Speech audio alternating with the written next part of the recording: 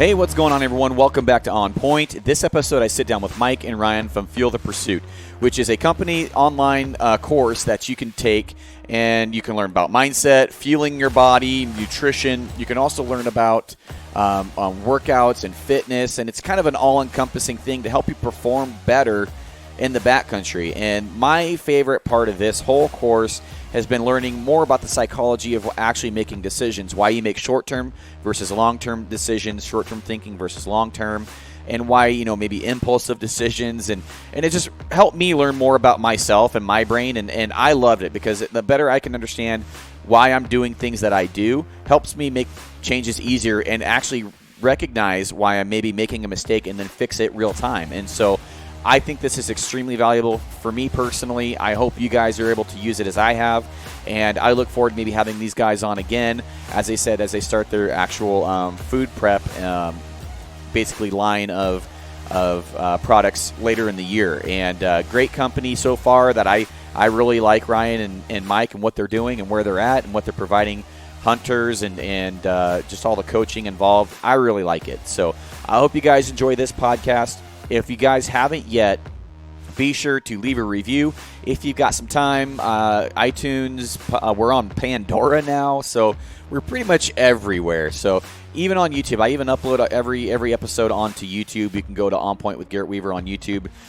If you want to do, they're all audio, none of them are video, but if you want to do, just be able to absorb or listen to the content in different ways or on different devices, Pandora to YouTube, anywhere in between, we're there, and happy to provide the content, and just really appreciate everybody listening to every episode. So outside of that, guys, I will see you at the end of this episode. Thanks for listening.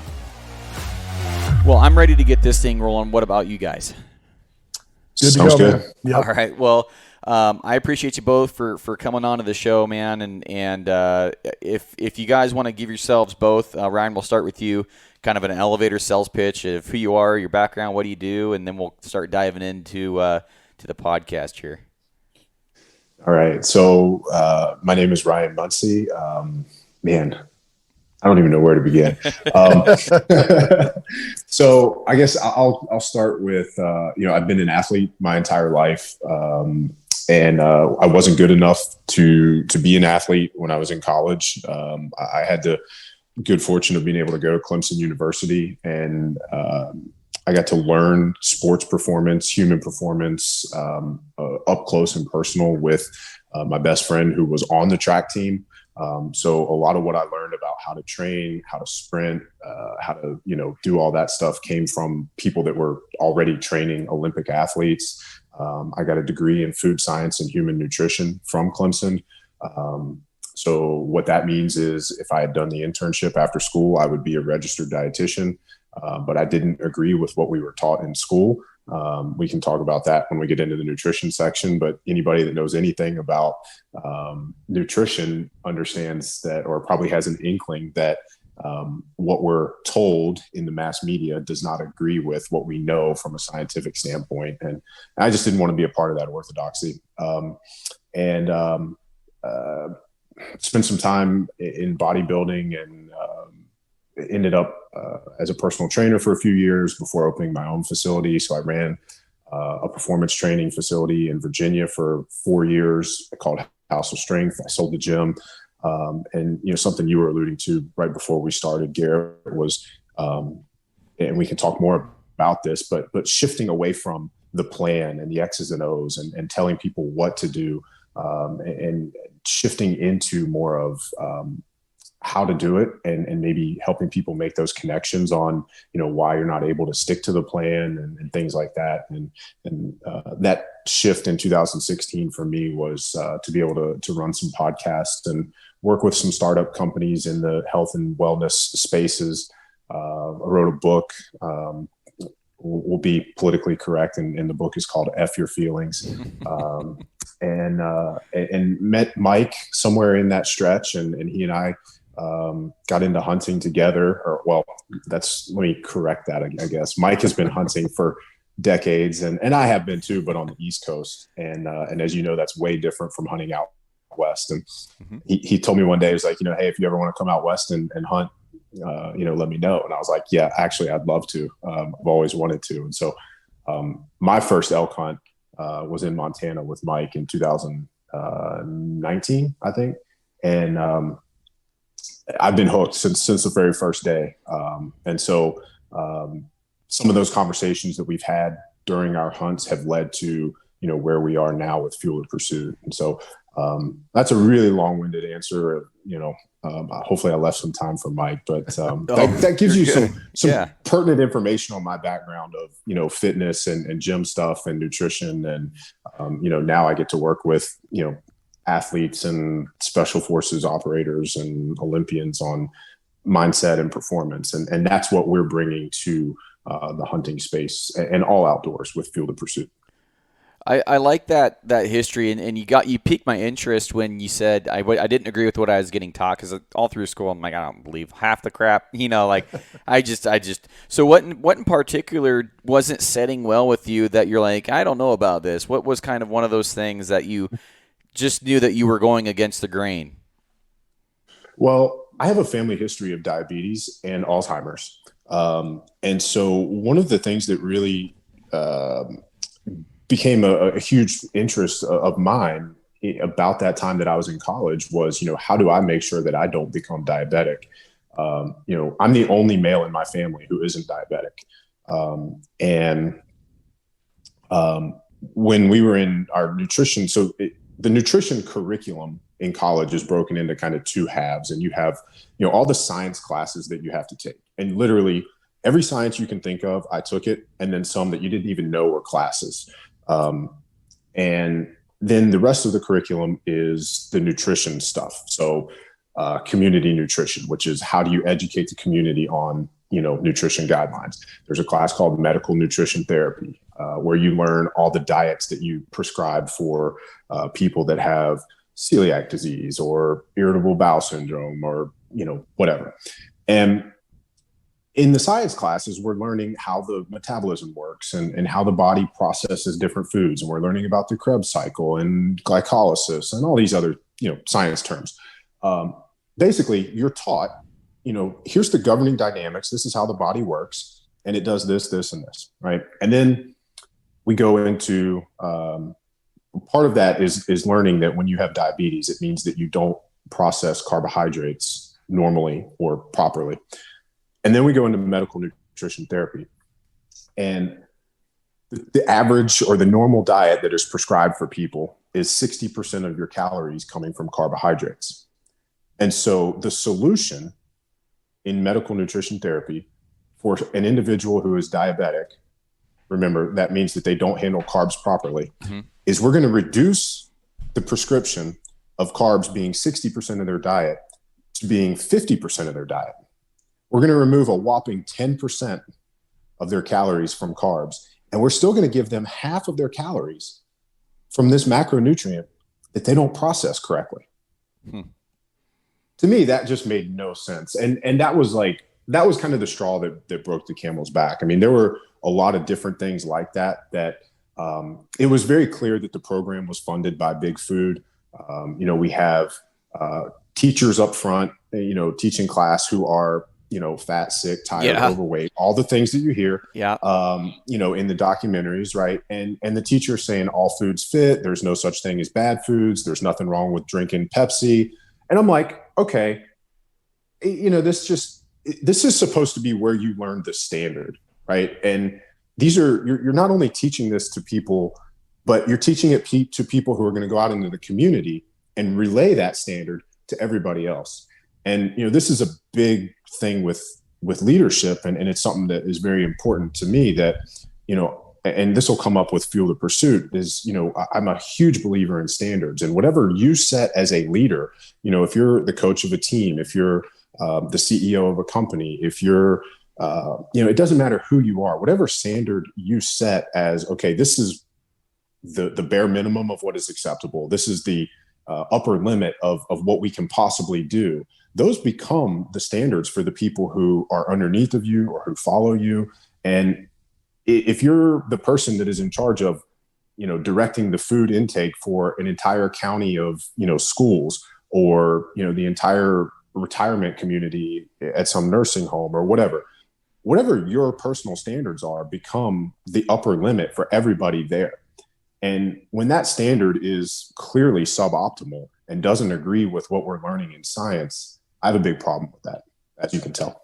Yeah, no, and I've always wondered, at what point, if food can, and I'm super simple and I'm very uneducated in this whole thing, so please don't mind my simplicity, but I'm like, if food can cause, maybe not food, but human behavior along with food can cause disease like diabetes, onset diabetes, you can have, all that stuff, then, it can cause ulcers with food too and stuff like that, and it can cause, food poisoning. Like, I'm sure it causes some sort of cancer, or I'm sure it causes other diseases, and I'm like, we just haven't figured that out yet, maybe. I'm like, man, like this aspartame that's in this Diet Pepsi here, I'm like, that probably isn't good for you. Who knows what that causes? Like, I don't know. And I feel like there's a lot that we don't know. And it's like you said, there's a lot of big money behind the studies that fund the studies. And so it's like, I don't know what to believe anymore. And so I'm super skeptical. And then, you'll watch a documentary on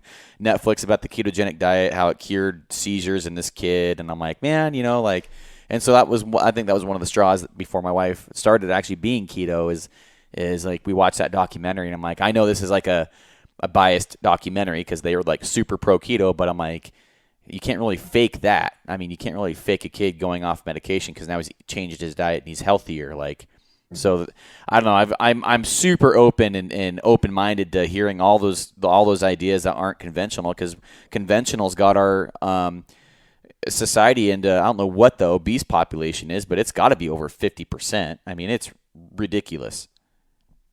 Well, just think about it this way. We have more health and fitness professionals than we've ever had before. And we have the worst numbers of overweight and obese people. Yeah. So we're getting something wrong. And I'll just leave it at that. And we got to bring Mike in. So Copy. Take your turn at this. Yeah, we could talk for hours just about this subject alone. There's a lot to it, and like you said, people don't. The knowledge isn't necessarily out there, and it's all muddled up in a bunch of I won't say the word, but you're all good. I probably dropped every word you can think of on this podcast. All right. Well, thanks, Garrett. We appreciate it. I'll just do a quick intro of myself. My name is Mike Lum. A little bit of background. I did a little bit of college in Denver, and then came up to Montana. Moved up here in the early '90s to finish, and kind of was sort of doing the normal thing that most 20-year-olds do, and drinking too much and eating crap, and kind of blew off the rest of college and became a fishing guide. So I've been a fly fishing guide since the very early '90s. Lived out in Bumble BFE, Montana, and in a really cool small town there, and I was just kind of living the life. I was hunting and fishing and guiding and not treating myself very well, and kind of fast forward, I guess a couple of decades almost. Met my wife in Montana, and so we decided to have kids starting a little bit later. And so I was 41 when we had our daughter Lucy, and she's 10 now. So that tells you where I'm at in my age and my progression here. But so after having Lucy, I really came to a pretty quick realization that I needed to start doing stuff a little bit differently around my own health and longevity. It's really important to me that I pass on some of these things to my daughter, hunting and fishing, and it was passed along to me through my family. And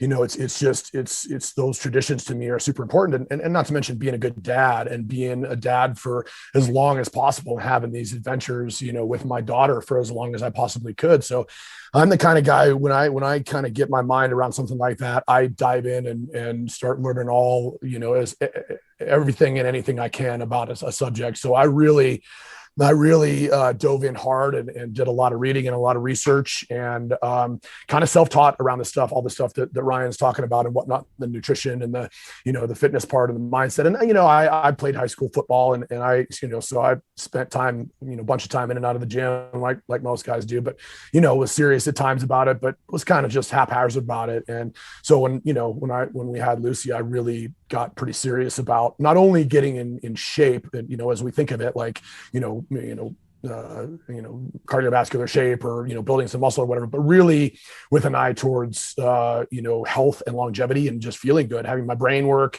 having my body do what it's supposed to do, and really having that happen for as long as possible. So I really kind of, went hard for quite a few years, and still am going, as far as learning all this stuff, and really, really diving deep and getting into some of the science behind, some of the stuff we're going to talk about here. So, fast forward a little bit more, I ended up getting a certification to be a health, fitness, and performance coach through this company that it's called Bulletproof at the time, but now it's a Human Potential Institute. So got that, took about a year and got that coaching certificate, and spent a bunch of time coaching people. Still love that programming mostly around nutrition, but it ends up being around a lot of other things too, mindset in particular.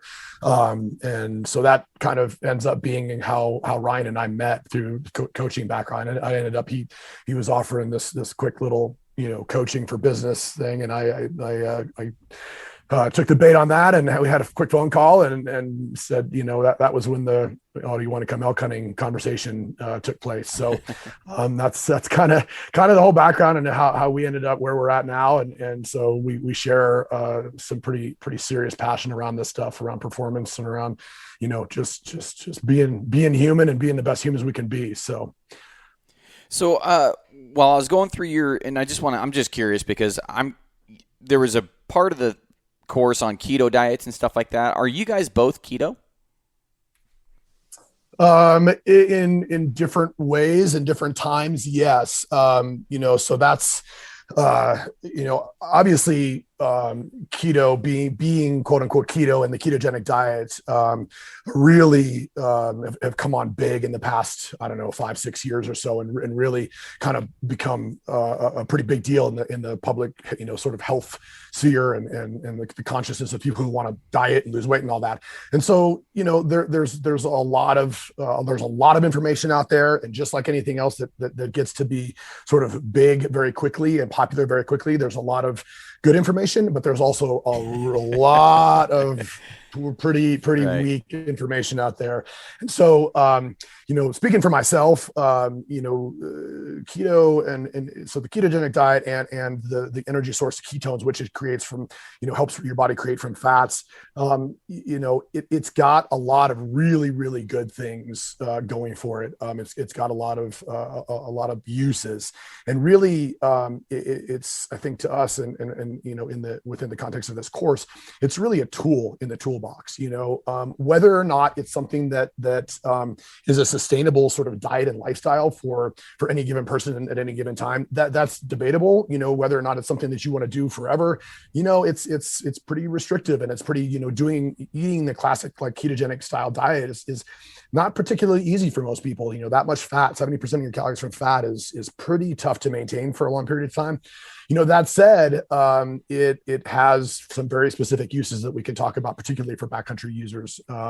So for me personally, I do what's referred to as cyclic ketosis. So I'm kind of keep my carb levels pretty low. And then, for 2 to 4 days a week, I'm usually in sort of a light state of ketosis. And then, the rest of the time I'll eat a little bit more carbs, and for generally specific reasons, working out and, that kind of thing. And then during hunts, during backcountry hunts in particular in the mountains, like I say, it's got some pretty specific uses around that. I'll go and be pretty deep into ketosis and use keto that way.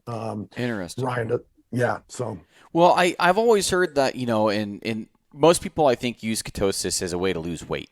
That's like the biggest draw to it. And so I've always heard and it's pretty true. Like if you cheat on ketosis or the keto diet that you're going to end up probably heavier than you were because your body typically will hold on to things if you're in and out of it. But you're saying that you are cyclical on it, and but you're not using it for weight loss. So how accurate is that statement? How accurate, is that? I just want to learn more about it. So if if I have a wrong thought, I'm not married to anything, man. Like Ryan said, module 1 in that video, like people look at diets like religion and they're willing to die on that. That's right. I'm not. That's right. Yeah. That's right. Yeah.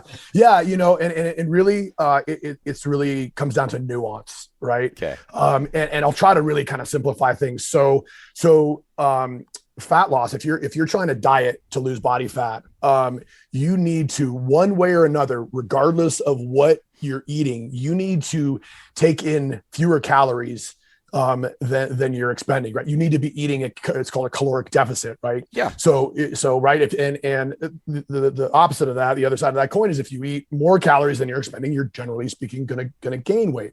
And so the thing about there's a couple of effects of the keto diet, eating keto, that will actually help you to maintain either a caloric homeostasis, meaning that you're just really taking in as many calories as you're going to burn, or staying in a caloric deficit. So generally, and to try to keep it real simple here, two things. Carbohydrates are what, when we eat carbohydrates, that elicits a hormonal response. And of course, you've heard of insulin, right? Insulin response. So insulin has many different functions in the body, but one of its main functions is as a storage hormone. So that actually, when we're eating an excess of calories, right, and we're eating a lot of those in carbohydrates, that keeps our insulin levels elevated, which makes it very, very easy to store any excess calories that we eat. Okay, so that's the simple side of that part. So then, the other part of that is that fat and fat and protein in particular tend to be more satiating, which will keep you fuller longer and provide a more stable source of energy than carbohydrates. So those two things, just those two things alone, are what kind of make the ketogenic diet effective for weight loss, for fat loss for some people.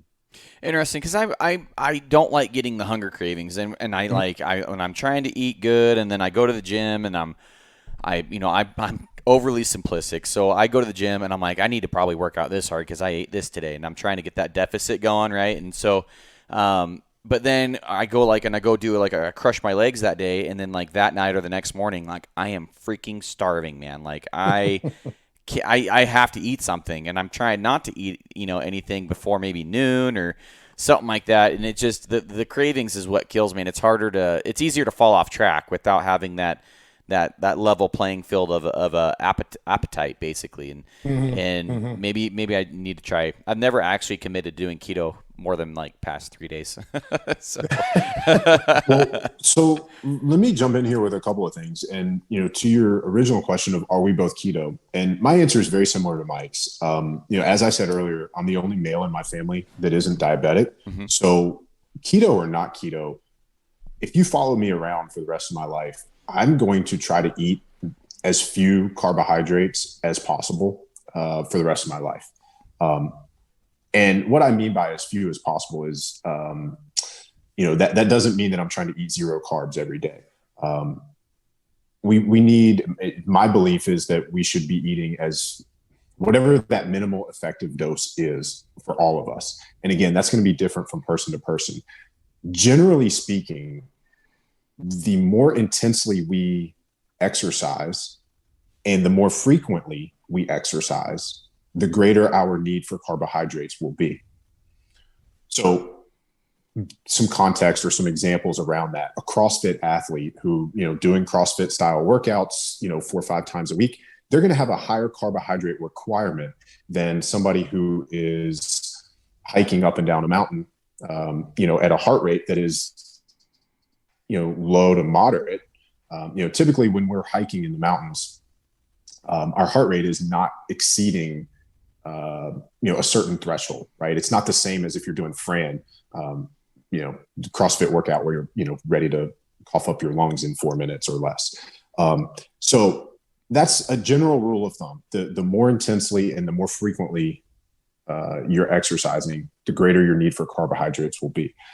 Now, because of that, and because of some of the things that you were just mentioning with your own experience, Garrett, I don't eat pure keto all the time. Like Mike said, it's a tool for us on our backcountry hikes and hunting excursions. And we can get into some of these numbers in a few minutes, but the easiest way to look at that, and the reason that it's such a valuable tool is 1 gram of fat contains 9 calories.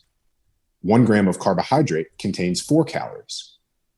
So for all these guys that are, obsessing over pack weight and, what your arrow setup is, and, I'm going to take, this tent because it weighs, 6 ounces less than the other tent. And I'm taking, these boots because they're, 8 ounces less than these boots. And I'm not even wearing gaiters because that's 1 ounce or 1 pound that I don't want to carry, whatever. Right. So literally the food that you're taking with you, if you opt for more, like gram for gram, you get 2.25 times the calories from fat that you get from carbs. It's simple math. And so for us, never thought about it that way. Yeah. And for us, it just makes sense of like, hey, if I'm trying to take as many calories out there as I can with as little weight as possible, why would you not make that fat instead of carbs? Plus the carbs that we eat, when we're not keto at home, we're eating sweet potatoes or any kind of potato. We're eating rice, we're eating oats, we're eating high quality carbohydrates that you might find on, like, say, a typical bodybuilding style diet. Those things don't lend themselves well to taking those in the backcountry. Like, can you imagine, like, you're hiking in with like a 30-pound, bag of rice or a sack of potatoes? Yeah. Like, it doesn't work, man. And to Mike's point about, timing our dives into ketosis for these hunts, you want to get into ketosis probably the week before you go on your trip. And to your comment about, you haven't done keto for more than 3 days, I think that, and something that you had said earlier is a very, and this isn't like you doing it wrong. This is kind of it's something we hear and see a lot. And it's a point that Mike and I find ourselves helping people to see quite a bit. There is a huge difference. Well, okay, let me rephrase that. Being keto and eating keto are not the same thing. Right. You can eat a high fat meal, or you can eat a high fat diet for 3 straight days. That does not make you, it doesn't put you automatically into ketosis. If a person so this is the important distinction, that a lot of times when we say keto, we're cutting the word short. And as Mike said earlier, when something grows so rapidly and kind of gets out of control, a lot of the information that gets spread isn't the best information. And that's what has happened here, is we shorten everything to keto. And so now we don't know, like, does this person mean ketone or do they mean ketosis? And so I think if we take a step back and we look physiologically at what's happening, to be in a state of ketosis means that our body is producing ketone bodies as a fuel substrate from fatty acids in our body. Now, we can do that from exogenous fats, the fats that we eat, or from endogenous or stored adipose tissues, stored body fat, right? And so that's an important distinction to make, because it takes, and especially if somebody has never been in ketosis, it takes anywhere from 3 to sometimes 10 days for a person to transition into a state of ketosis, even though they have been eating keto for that entire time, right? And so if anybody listening has tried keto, but you've never eaten keto or in a ketogenic way for more than 3 days, you've probably never been in ketosis.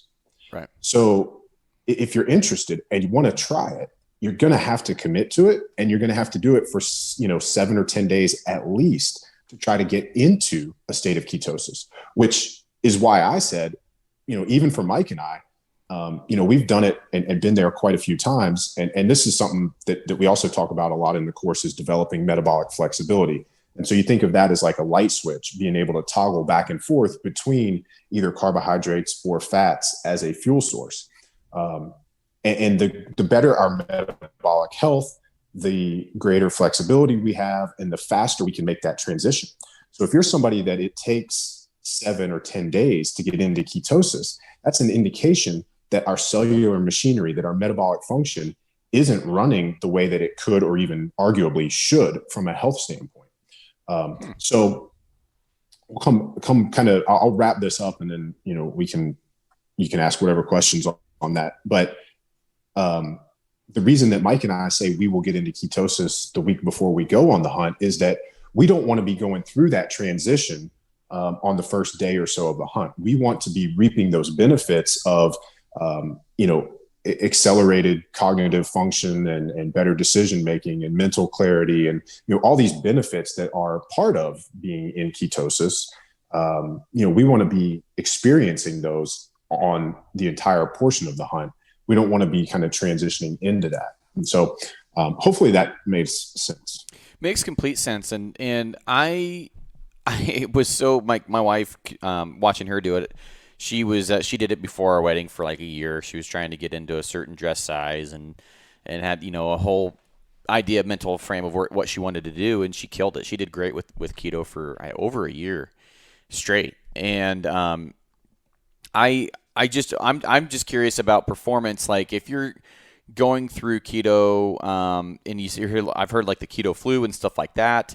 My buddy tried it. I don't think he tried it legitly, but he tried it and he's like, I just couldn't lift as much. I felt tired at the gym. That's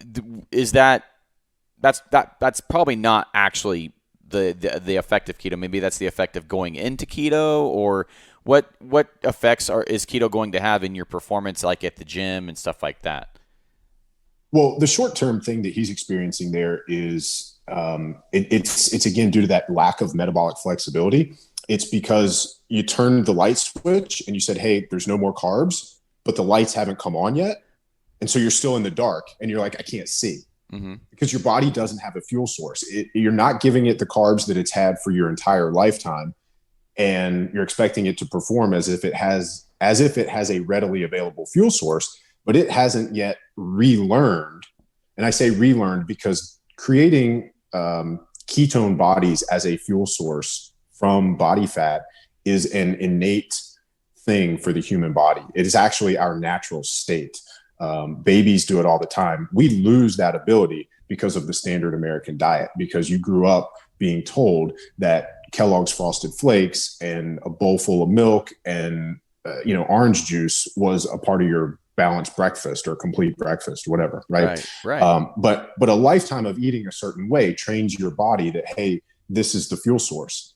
And so the keto flu is a term that is used to describe that onboarding period where, think of it as like an on-ramp onto an interstate, and you're getting up to speed. Your body is figuring out, hey, I'm not getting carbs from my pie hole, so I've got to figure out where this fuel is going to come from.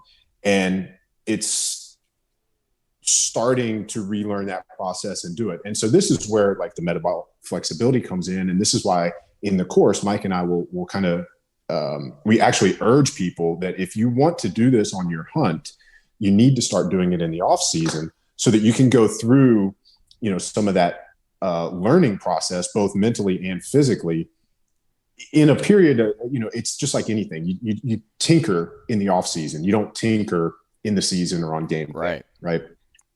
You work out all the kinks then. And so, part of the keto flu is not having readily available fuel source. And so, of course, temporarily, you're going to feel weaker in the gym. Your performance may go down for a week. Once you become fat adapted, once you get used to that as a fuel source, you're going to see, you'll get back to where you were and then beyond, especially if your fitness programming is designed to actually, progress you. And so that's a whole other conversation in regards to, programming. And that's a mistake that most people make, that we can do a whole podcast on, how to program for, gains. And so again, like Mike said before we hit record, all this is intertwined. These are not like, okay, you got fitness over here, you got diet here, you got mindset here. Like it's all interconnected. And one other thing on the Keto Flu is it's an electrolyte thing as well. When you go low carb, that is has a diuretic effect, which means we're going to flush water. It's one of the reasons people instantly lose weight when they cut carbs. You didn't lose fat, you just lost glycogen in water.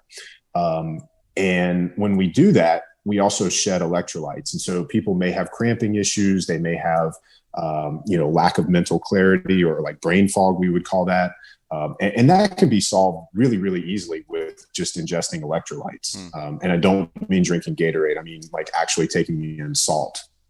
Oh, well, the brain fog's a regular thing for me. I'm like probably the most forgetful person you've ever met. So, well, I want to get through and I didn't even know we were going to go over the Keto Diet. It kind of, that's just where the conversation progressed. But I have been tempted to try it over and over and over again, and I might just commit to it for a while. How long would you suggest committing to the Keto Diet? Is that dependent on your goals, or I just want to play around it and see if it's something that I like and feel good doing it? What would you suggest there? Well, a little bit of that depends on how hard you want to go, right? I mean, you can, there's several different ways that you can go about it. You can just go as easy as kind of incrementally reducing your the amount of carbohydrates you eat every day until you're at a point where you're eating, say less than 20 grams of carbohydrates a day. And you're, then concurrently increasing your protein and especially your fat intake. And you can do that over time. And that may take you, a couple of months to pull that off to where you're actually, the metabolic mechanisms in your body have kind of figured out how to, burn fat. And that's probably the sort of easiest and, kind of simplest way to go about it. You can also just go hardcore and quit eating carbs. And yeah, you're probably going to feel pretty bad for a while, especially the first week or so. And then, you can also add a little some fasting in. That's a really, really good way, whether it's intermittent fasting. And, I think probably most people these days, like the number of people who've heard of keto have heard of intermittent fasting. That's a pretty buzzy word these days, or buzzy term these days too. So, and all that is really shortening the window of time during any given day in which you eat, right? So, for instance, you can, you stop eating dinner at, say, you have dinner at 6 o'clock and you don't eat anything after 7 o'clock. And then, for the next day, you don't eat until 10, 11 o'clock, or even later, depending on how you feel and how long you want that window to be. And so that's a great way to and then, certainly you can, be mindful of your carbohydrate intake when you do eat and what you do eat. So, that's a great way. You can do, water faster, a little harder core. You're just doing water for a day or two. I mean, there's all different, ways to go about doing it. And you can even speed up the process by doing fasted workouts. So a great way to do it. And one of the ways, in my coaching, when people really, have some wherewithal and they're already working out and whatnot is I'll have them do their workouts in the morning in a fasted state. Right. And that'll even drop your carbohydrate, because when you're increasing that intensity, like Ryan said before, over a certain intensity threshold, you're going to naturally start to burn carbs. And so if you're doing that, if you're doing your elliptical trainer or your Peloton bike or whatever, just do it in the morning in a fasted state without having eaten. And that'll really help, kind of kickstart that metabolic machinery to help you get into ketosis quicker. So. Perfect. Well, that kind of leads me into, I think we've captured the keto part for now, and I'm sure we'll probably come back to it because I'm sure I'll have more questions on it later. But I want to get into the actual training and kind of, you guys train some really high level people, it sounds like, and I've always heard things that I would be interested in hearing guys of your caliber explain. Like, I just, you hear it all the time. You got to work out lower body to get the gains in the upper body. I've heard that a million times. Like working out and crushing your legs produces more testosterone and whatever hormones that builds muscle for the rest of your body. Is that a true thing? Like, what's going on there? I just kind of this is something I've been carrying with me for a long time. So can you guys tell me how accurate is that statement? It is actually an accurate statement. Is it really? So, Okay. yeah. So heavy loads like you would handle in, a barbell back squat or a barbell deadlift, Okay. those are going to elicit hormonal responses. And that's that. I think that kind of, for me as a strength coach, that leads me into one of the other things that I find myself sharing with people quite a bit is that it is the reminder that, when you go into the gym, whatever you're doing is causing damage. You're not actually getting better in the gym. You are tearing muscles down, and you are creating a stimulus for the body that is telling the body, hey, when we are removed from this stressor, we need to build ourselves up bigger, better, stronger, so that the next time we see this stressor, we are better prepared to handle it. And I think when people hear it that way, it can totally shift the way we think about nutrition before and after the workout, right? So now when we talk about eating to fuel your workouts, eating for performance, and then eating afterwards to facilitate recovery, giving your body the nutrients it needs to recover. And now you can see why I said what I said earlier about the more intensely you train, the more frequently you do it, the greater your need for carbohydrates is going to be. And so, then that takes us to kind of a wider conversation of, how are you training? Which is answered first by a question of why are you training? And I don't mean that in like the motivational sense of, what's your purpose or, your why in that sense. I mean, like, are you training to win a bodybuilding show, or are you training to be better at climbing mountains, or are you training to win the CrossFit Games? What is your purpose? And that it does inform how we want to set up the training program. The training program, as a strength coach, we should be able to look at your training program and be able to clearly identify if it's a well-written program. I can look at your program and say, I know what you're training to be able to do based on what you're doing in the gym.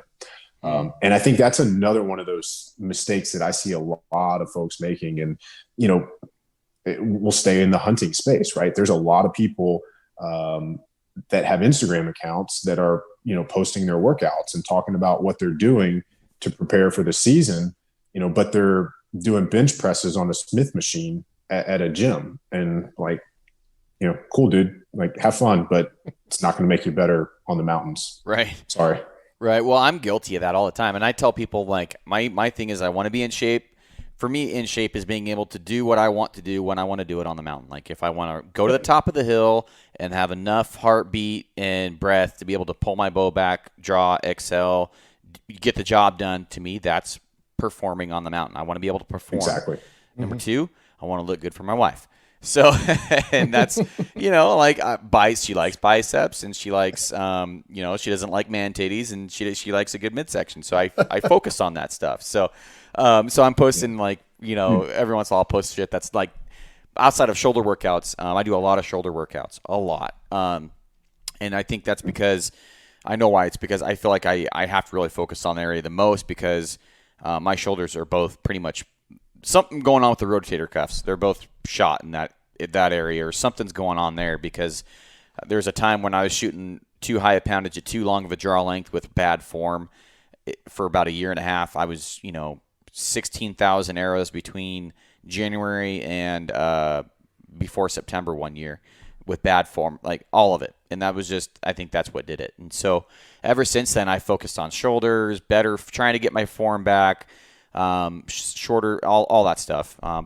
And I'm paying the price for it. So I do a lot of shoulder workouts. I do a lot of weighted workouts, up hills, running, a lot of deadlift. Deadlifts have been like the number one thing for me for noticing all around gains, like strength. And like the first time I tried doing deadlifts, I almost passed out. I was like, Jesus Christ. Like, I must not have been breathing or something. I don't know. And I walked around like an old man for 3 or 4 days afterwards. I was like, I've never done a deadlift. And I told my buddy this the other day, I was so weak that I started off doing 45-pound, probably shouldn't admit to this, 45 pounds on each side plus the bar. So like 135. I could do like 2 reps of deadlift. Like I was that weak when I started doing deadlifts. I'd never done one of them, but now I'm like, I'm not doing that anymore. I'm doing way more. But that's where I started, like I was probably horrible form, couldn't, stand straight. I was walking around like a hunchback old man and doing 2 reps of 135 deadlift. That's pretty freaking weak. That's pretty bad, but that's where I started. And I guess if you're a bow hunter and you're looking at the areas of increasing your performance on the mountain, what do you guys suggest, and how do you suggest going about doing it? For me, I think there's no better substitute than actually doing the activity that you're going to be doing on the mountain. I think I've said this a million times, you can go have a gym membership, but there's a lot to be said about putting boots, a pack, and hiking up a mountain. Like there's a lot to be said for that, and it's free. Yeah. And that's really, you hit the nail on the head right there. That's the essence of, what you need to be doing, and it is pretty simple. So really you think about what it is you want to do up there, how, we're not going up to the mountains and doing wind sprints, with no weight, right? We're going up there and we're hiking with some weight on our back, hopefully we're successful and we're hiking out with a lot more weight on our back, and we're doing it at a steady state. We're not doing it, we're not trying to sprint. We're not trying to, we're not bench pressing an elk. We're not doing any of that stuff. So yeah, you're absolutely right. That's a great way to think about how to program, your workouts is what do I really need to be good at? Where do I need to be my cardiovascular? Where do I need support there? Can I walk, up and down mountains with, 40, 30, 40, 50 or more pounds on my back for 8 hours? 10 hours. Can I do that? And so that's, to think about what you're actually going to do in the mountains, and do it, 10%, 15% harder than you're going to actually end up doing it in the mountains. That's really all you need to know. That's right. kind of the basis for, for how to program this stuff. Well, I've noticed, or sorry, go ahead, Ryan. Well, I would just add to that, for you guys, you can go out in your backyard and do these things. I live in Virginia. I'm really fortunate that, I can go, like we have the Appalachian Trail. I was on it today. But literally, and I texted Mike, I was like, I'm about to do this up and down 3 times because there's nothing here in Virginia that comes close to the length of a climb that will face. I don't care, pick your state that you're going to hunt elk, if you're hunting out west. And so, for me, I find the steepest, longest hill that I can find, and I put 50-pound pack on my back, and I've got my boots on, and I go up and down it 3 times in an hour. And, it's like 3 total miles in about an hour. And, I gain and lose a little over 1,000. It's like 1,200 feet of elevation. And that's, if I were out there where you guys are, I'd just go out and I'd scout and I'd hike and you would do the thing. Right. And so in strength and conditioning, there's a principle called the SAID principle, SAID, and it stands for specific adaptations to impose demands. In other words, if you want to get better at squatting, squat. If you want to get better at climbing mountains, go climb mountains, right? Now, that being said, some people live in Kansas. Some people live in Texas. Some people live, like I do, in a place that is pretty close to sea level and doesn't have the elevation. So if I go hunt in Colorado, I've got to be prepared for the altitude. I've got to be prepared for elevation, the terrain. So from a strength conditioning standpoint, like you guys have said, we want to build an aerobic base, right? That's cardio. We think of that as like cardio, right? I got to get my cardio up. That's called an aerobic base. And that means when you're doing your training at home, preparing for the season, like Mike said, we're not sprinting. It's not a 30-minute HIIT workout, right? It's, can you go at, say, a heart rate of 120 beats per minute under load, up hills and down hills on uneven terrain for several hours and for several days in a row? right? So that's why we need the aerobic base. And then, like you said, Garrett, we need to bulletproof, all those joints and stabilizers, your ankles, your hips, your knees, your shoulders. All of those little things are big things to focus on. And yeah, we need to be strong, but there's a ceiling to how strong we need to be if we're training to be hunters. So maybe you don't need to deadlift 500 pounds, but progressing from 135 to 225, maybe 275, there's going to be a point of diminishing returns, with that particular move. You want to be strong enough, but at some point it becomes better return on your investment to focus that time on, making sure that you put the shot where it needs to go. Right.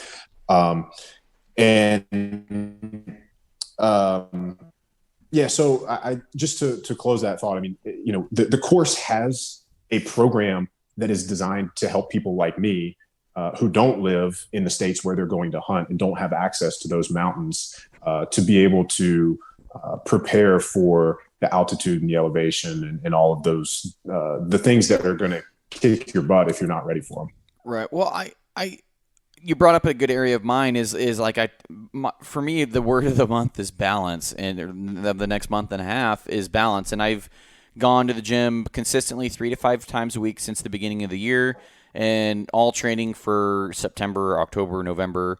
And this is the 2 months where I always fall off track. It's bear season because I'm driving around looking for bears, eating God knows whatever I find at the gas station. And then I'm going and I'm driving around, and then if I shoot a bear, it's usually a pretty easy pack out. Last bear we got out whole, right? So it's like, okay, this is where I fall off, and I spend every night out driving around.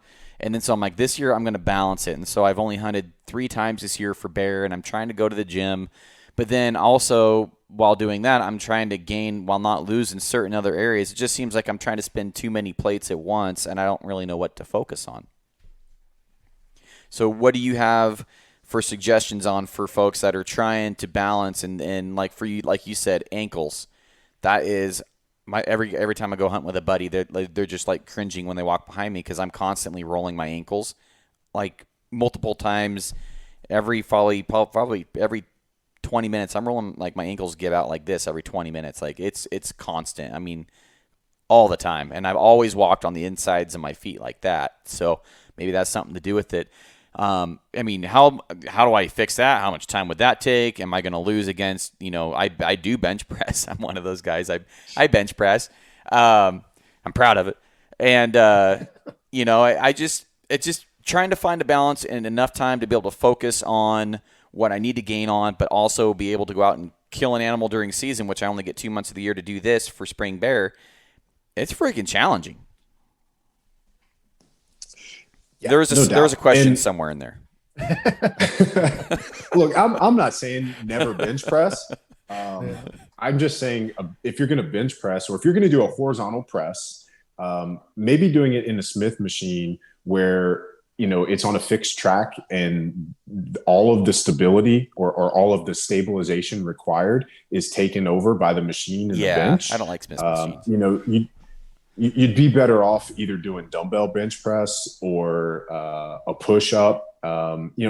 Immediately switching from and I use that. I'm not saying you did Smith machine bench. I'm just saying that's one that I see on Instagram that is like the absolute furthest thing from having carryover to being better in the mountains. Yeah, right? I can see that. And so that's the thing is like, just think about, okay, why am I doing this exercise? How is this going to, again, okay, this is a horizontal press. I'm doing it for strength. Is there a horizontal press that I can do for strength that's going to have better carryover? Well, I would argue, push-ups, because we're going to spend more time in the prone position when we're hunting than you are supine on your back, right? With your arms up in the air, right? So, spending time doing crawling or push-ups, right? You're going to develop strength in the horizontal pressing motion, but also throughout your stabilizing muscles, your shoulders, your scapula, just tons more carryover there. So to your question about ankles, that might, depending on like the amount of inversion that you have and, where things are, how long that takes to fix. I don't know without like seeing you in person. But I would say immediately, like, start looking at like your toes, your footwear choices. This is one of those things with, like, we were talking before we hit record about mindset, and it's decisions, right? And it's not just decisions on game day, but it's decisions throughout our lives that lead to kind of who we are and the version of us that we bring to each year's hunt. The choices that we've made in footwear are usually more about style and appearance as opposed to function and how they impact our feet, our knees, our hips, all those things. And so I would start to look at, you probably need a wider shoe. You probably need a shoe with less drop from heel to toe. You probably need to spend more time barefoot so that you can condition your feet to function the way that they're supposed to. Your ankles are giving out, not because they're weak, but because they've never been trained and they've never been asked to do the work. They've always been able to rely on your footwear or your boots. And so, if you ever hunt with me, you'll see, like, I wear minimal shoes all the time. And when I'm hunting, that's no exception.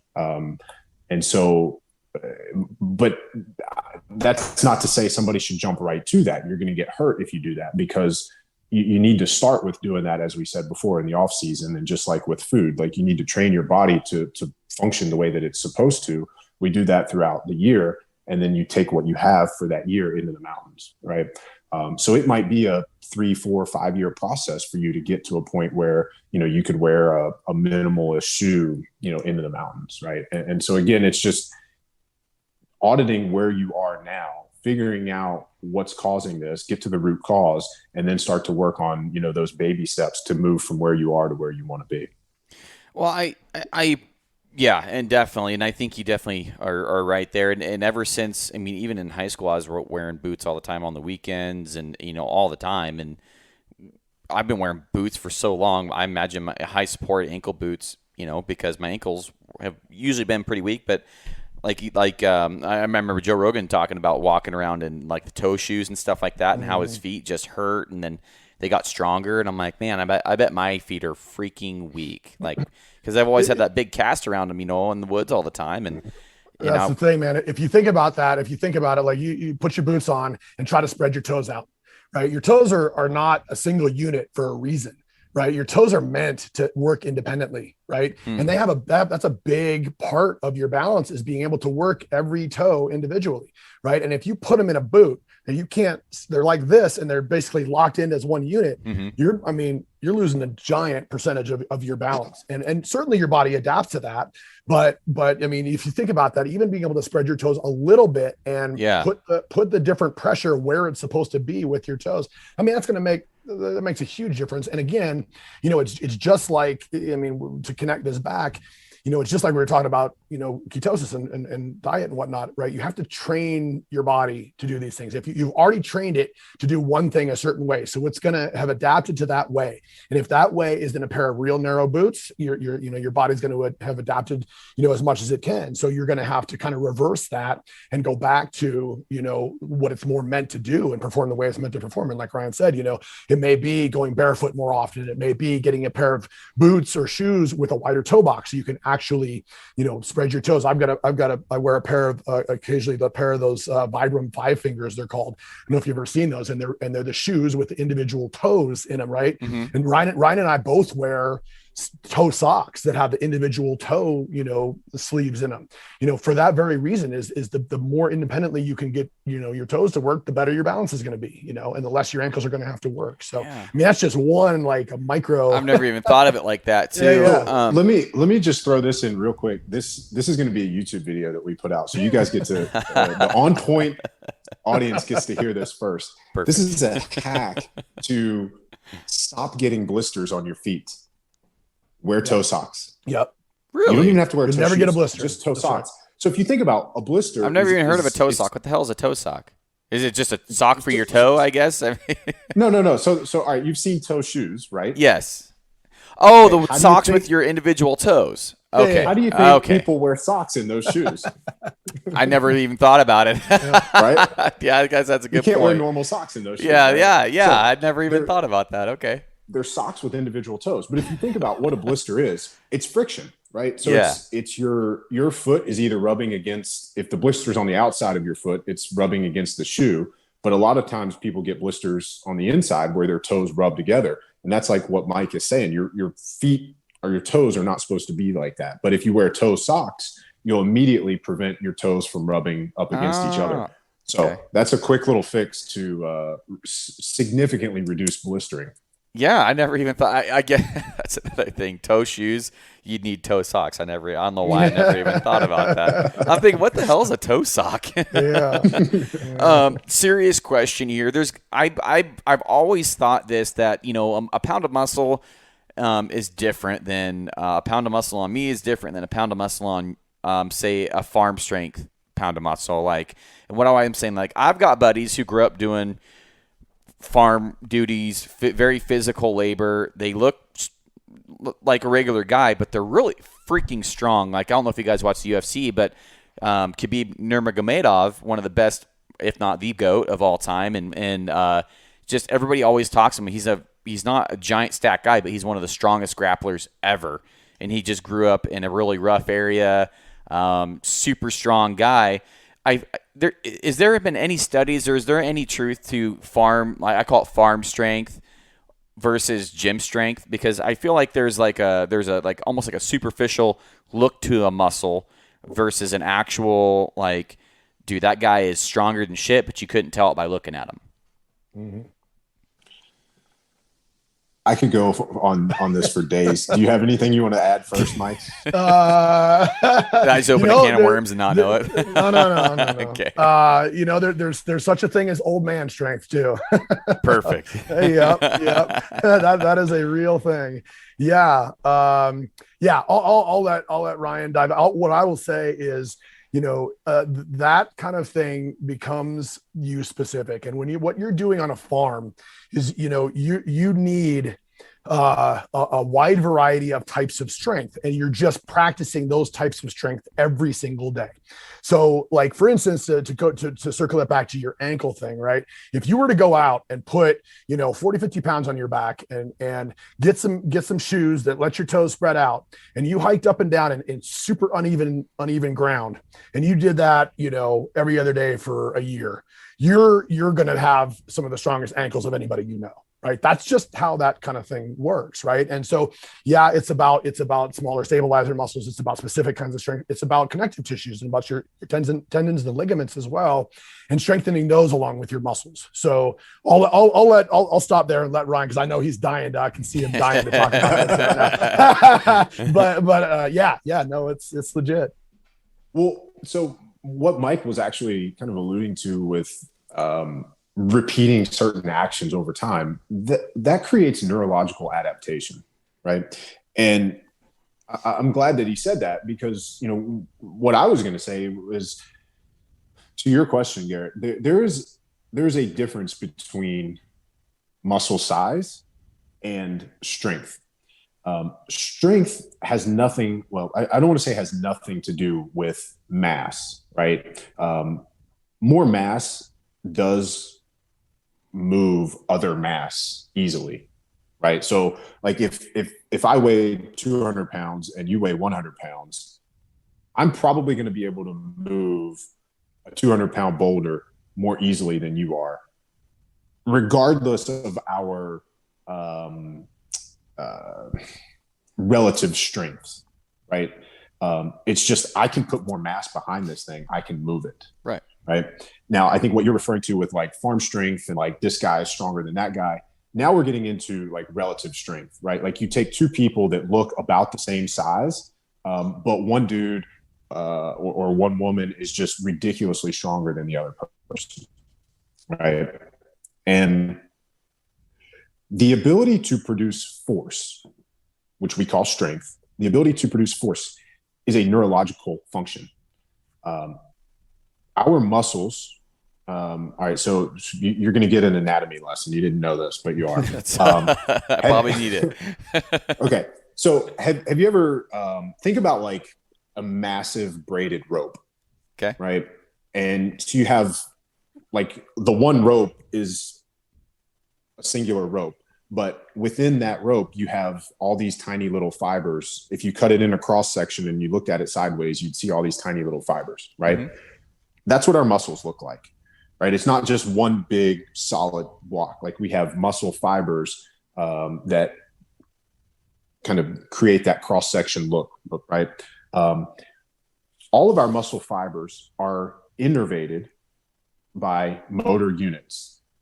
So we have this motor unit, which is what we would kind of call a gross nerve bundle that attaches to these muscle fibers, right? So the brain is the head of the central nervous system, and you're going to say, hey, move my arm out in front of me, right? So like you brought up UFC. So if you were, I know people can't see you doing this, but I'm going to talk you through this, and then I want the listeners to do the same thing. So assuming that you're not like running on a treadmill or driving a car, like if you're safely able to do this, do it. But I want you to extend your arm out slowly as if you were throwing a punch, right? So go ahead and do that, right? Now, you're going to do the exact same thing, but I want you to move that hand as fast as humanly possible. Okay. Like that? Okay. Yes. You did the same thing, right? It was the same muscle groups that fired, right? But because your brain the second time said, do this faster or do this as fast as possible, you sent a message from your brain to those nerves that you needed to recruit as many muscles as possible to produce as much force as possible, right? That second punch produced way more force than the first one because your intent was to move quickly, which required a signal that activated more motor units and nerves and motor muscle fibers, right? Does that make sense? Yeah. Mm-hmm. Okay. So when we go into the gym and when we train, again, like, it comes down to, why are we training? And so there are certain exercises that we do in the gym that are designed to build what is called rate of force production or rate of force development. So we will do certain movements like plyometrics. Everybody knows box jumps because you've seen them on YouTube, right? We don't do box jumps so that we can get on Instagram or YouTube. We do box jumps so that we can focus on a very fast descent and an even more rapid turnarounds called amortization phase. The turnaround between down and up, we want that to be performed as quickly as possible so that we're training force production and we're exploding up as quickly as possible. Same thing with like a speed bench press or speed deadlift, speed squats, anything that we're doing that, you see the word speed in front of it, power cleans, or cleans of any of the Olympic movements. They're done specifically to train our bodies to produce force as quickly as possible. That has carryover both in terms of showing off speed, but it also comes across as power, right? And so power is force over time, right? So if I can deadlift 500 pounds and you can deadlift 500 pounds, but it takes me 2 seconds to do it, it takes you 1 second to do it, who's more powerful? I'd say you, or the person that takes less time to do it. Right. Right. I'm producing 250 pounds of force per second. Okay. Right. And I'm doing it in a second. You're doing 500 pounds a second. So you're producing more power. Right. Okay. Right. Because we both did the same work. We moved the same weight over the same distance. Right. That's work. But you did it in half the time. You produced more power. Right. And so it's all terminology. Language is everything. Right. And this is another one of those things that gets lost in the world of the internet today where, people are throwing around. It's just like when you abbreviate keto and you don't know, well, does this guy mean, producing ketones? Is he talking about being in ketosis? Is he talking about a ketogenic diet? Like, right. And the same thing with like strength. And a lot of times, like we say, like, well, farm strong. Well, that's just because like the person has developed a lot of strength without necessarily going to a gym, right? Which we can do, right? So yeah, hopefully that gives you some insight into what you're asking. What brought it up is my buddy was moving something the other day, and he called this guy that is super stacked and like goes to the gym, and he just looks like a bodybuilder, and my buddy doesn't really go to the gym anymore, and he's like, pick up your side, and so he did. And he picks up his side, and the guy that goes to the gym all the time could barely pick up his end, and he's like, why are you having a problem with this? Like, So I was just like curious. I'm like, there's got to be a difference, you know. Well, and I mean, that's just because you look strong doesn't mean you are strong. Like, there's a difference between show and go. Yeah. Well, I know this is probably I know this is way oversimplistic, and this is getting into like the JRE Joe Rogan experience train of thought, but like there's got to be a reason like a monkey can rip off your freaking arm, right? And he's smaller than you are, but yet like their muscles are way stronger than our muscles, and I'm like I've always been fascinated just by how can such a small animal could produce that much more strength than a human, even though they're smaller. So I don't know if there's any answers. You have any of those answers, but I don't know the answer to that. It has to have something to do with, the nervous system. Okay. That with a monkey, it's that and leverage and how their muscles are connected to their bones and things like that. But you think about, you're asking about farm strength. You think about what a farmer does every day, right? Yeah. He's pulling fence.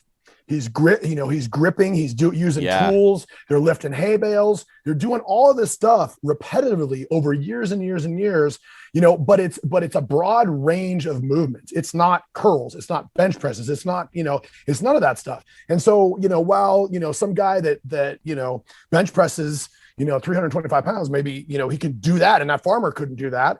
But I mean, I tell you what, that grip strength, and to twist or to pull fence or something like that, that farmer's going to kick his butt every time. All right. So that's the thing. Like, you think about what the day-to-day life of a farmer or rancher looks like, and the different planes in which they have to generate force. And all of a sudden, like, in one particular plane, he might not be as strong or stronger than someone else, but in all those planes, and that's as a system, he's going to be greatly stronger.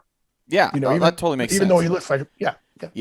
I've never been built like Ryan has. I've always been a smaller frame kind of guy, and I don't want to do the work that would take like to get as big as Ryan. But I definitely I've seen and heard guys that have gotten too big for the mountains, too much muscle, because it takes a lot of fuel to fuel those muscles. And I'm like, what? So what do you guys suggest is the happy medium between the amount of muscle versus actual functionality and real world applications? Is there over muscular guys out there that I don't know. I mean, there's got to be a point of diminishing returns when you're talking about real world functionality in the mountains. No question.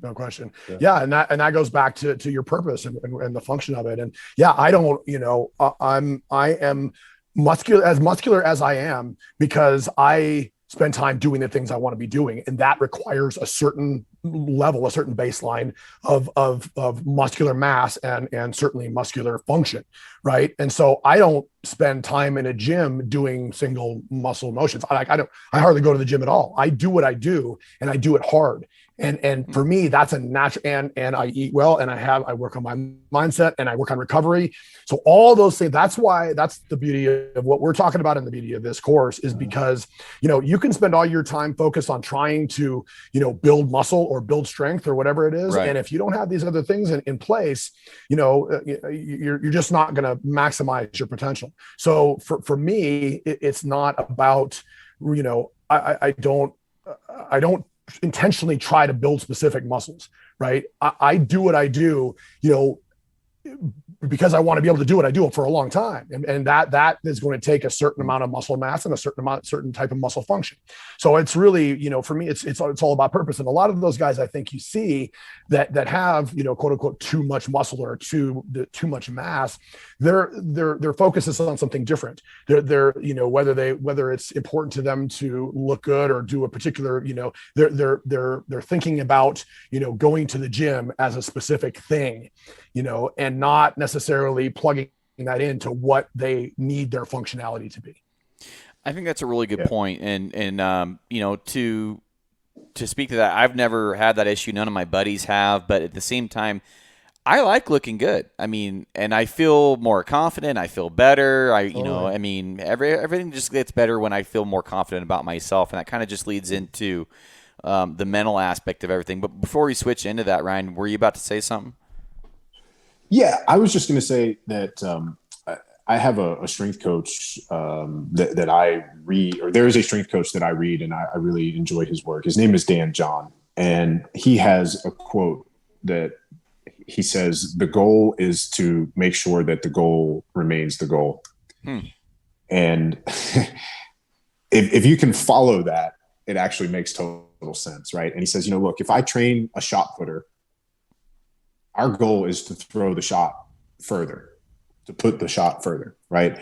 And at the end of our training cycle, if he or she doesn't throw it further, we failed, right? So it doesn't matter if he can bench more or squat more or power clean more. If they can't throw the shot further, something went wrong, right? And so, again, we'll go back to, why are you in the gym? Why are you training? What is the purpose of your fitness regimen? And, to your question of, is there, yes, there is a certain threshold beyond which somebody is carrying too much muscle. Is it possible to quantify that as a blanket statement? No. And so, now it becomes like, hey, we've got to take some personal responsibility and ask ourselves that question of, how is my performance? Can I go? Am I covering this terrain in the way that I like to or know that I can?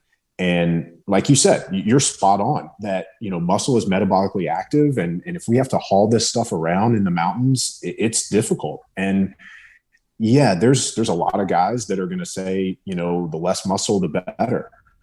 I'm not one of those people. I'm going to tell you that I want as much strength and force production capability as I can take out there. I will err on the side of being more capable and err on the side of being an asset, not a liability. And to that, I mean, I'm only lifting once a week. You have access to the program. You see the program that's in the course. I lift on Thursdays. On Mondays and Tuesdays and Fridays and Saturdays, I have a pack on my back and I'm climbing mountains. I'm either doing step ups or running. I'm doing a long run, or I'm doing more step ups. Like, there's not a lot of weightlifting in there. And, I think any size that I have is residual from, my past, right? My background in, bodybuilding and owning a gym. And look, I'll tell anybody, like, I'm a meathead, and I say that affectionately. Like, I love lifting weights. I was the guy, and I've made this joke several times, before that first elk hunt with Mike, I was the guy that said anything over 8 reps is cardio. And if you see me running, you better run too. Yeah. And so I had completely done a U-turn on the way that I structure my fitness and my gym time. And it's actually, I shouldn't even call it gym time, because like I said, we have stuff at our house. I don't go to the gym. I lift at the house, and and I run. I go to a state park. I climb mountains. I'm on the Appalachian Trail. Whatever. And I made that shift because I wanted to be better at hunting out west. And so that's I've said this several times. But why are you training? What are you doing? So the goal is to keep the goal the goal. I love how you said that, because when I go to the gym, I'm just so, I don't know. Obviously, that saying's a saying for a reason, because when I go to the gym, I immediately start having goals to do certain things at the gym. Like, I'm going to lift this much on this exercise, and then that has nothing to do, like for example, bench. We keep going back to bench. I always try and do 3 sets of 10 at 135. That's like my standard. I'm doing good today if I can do that. If I can't do that, something's going on.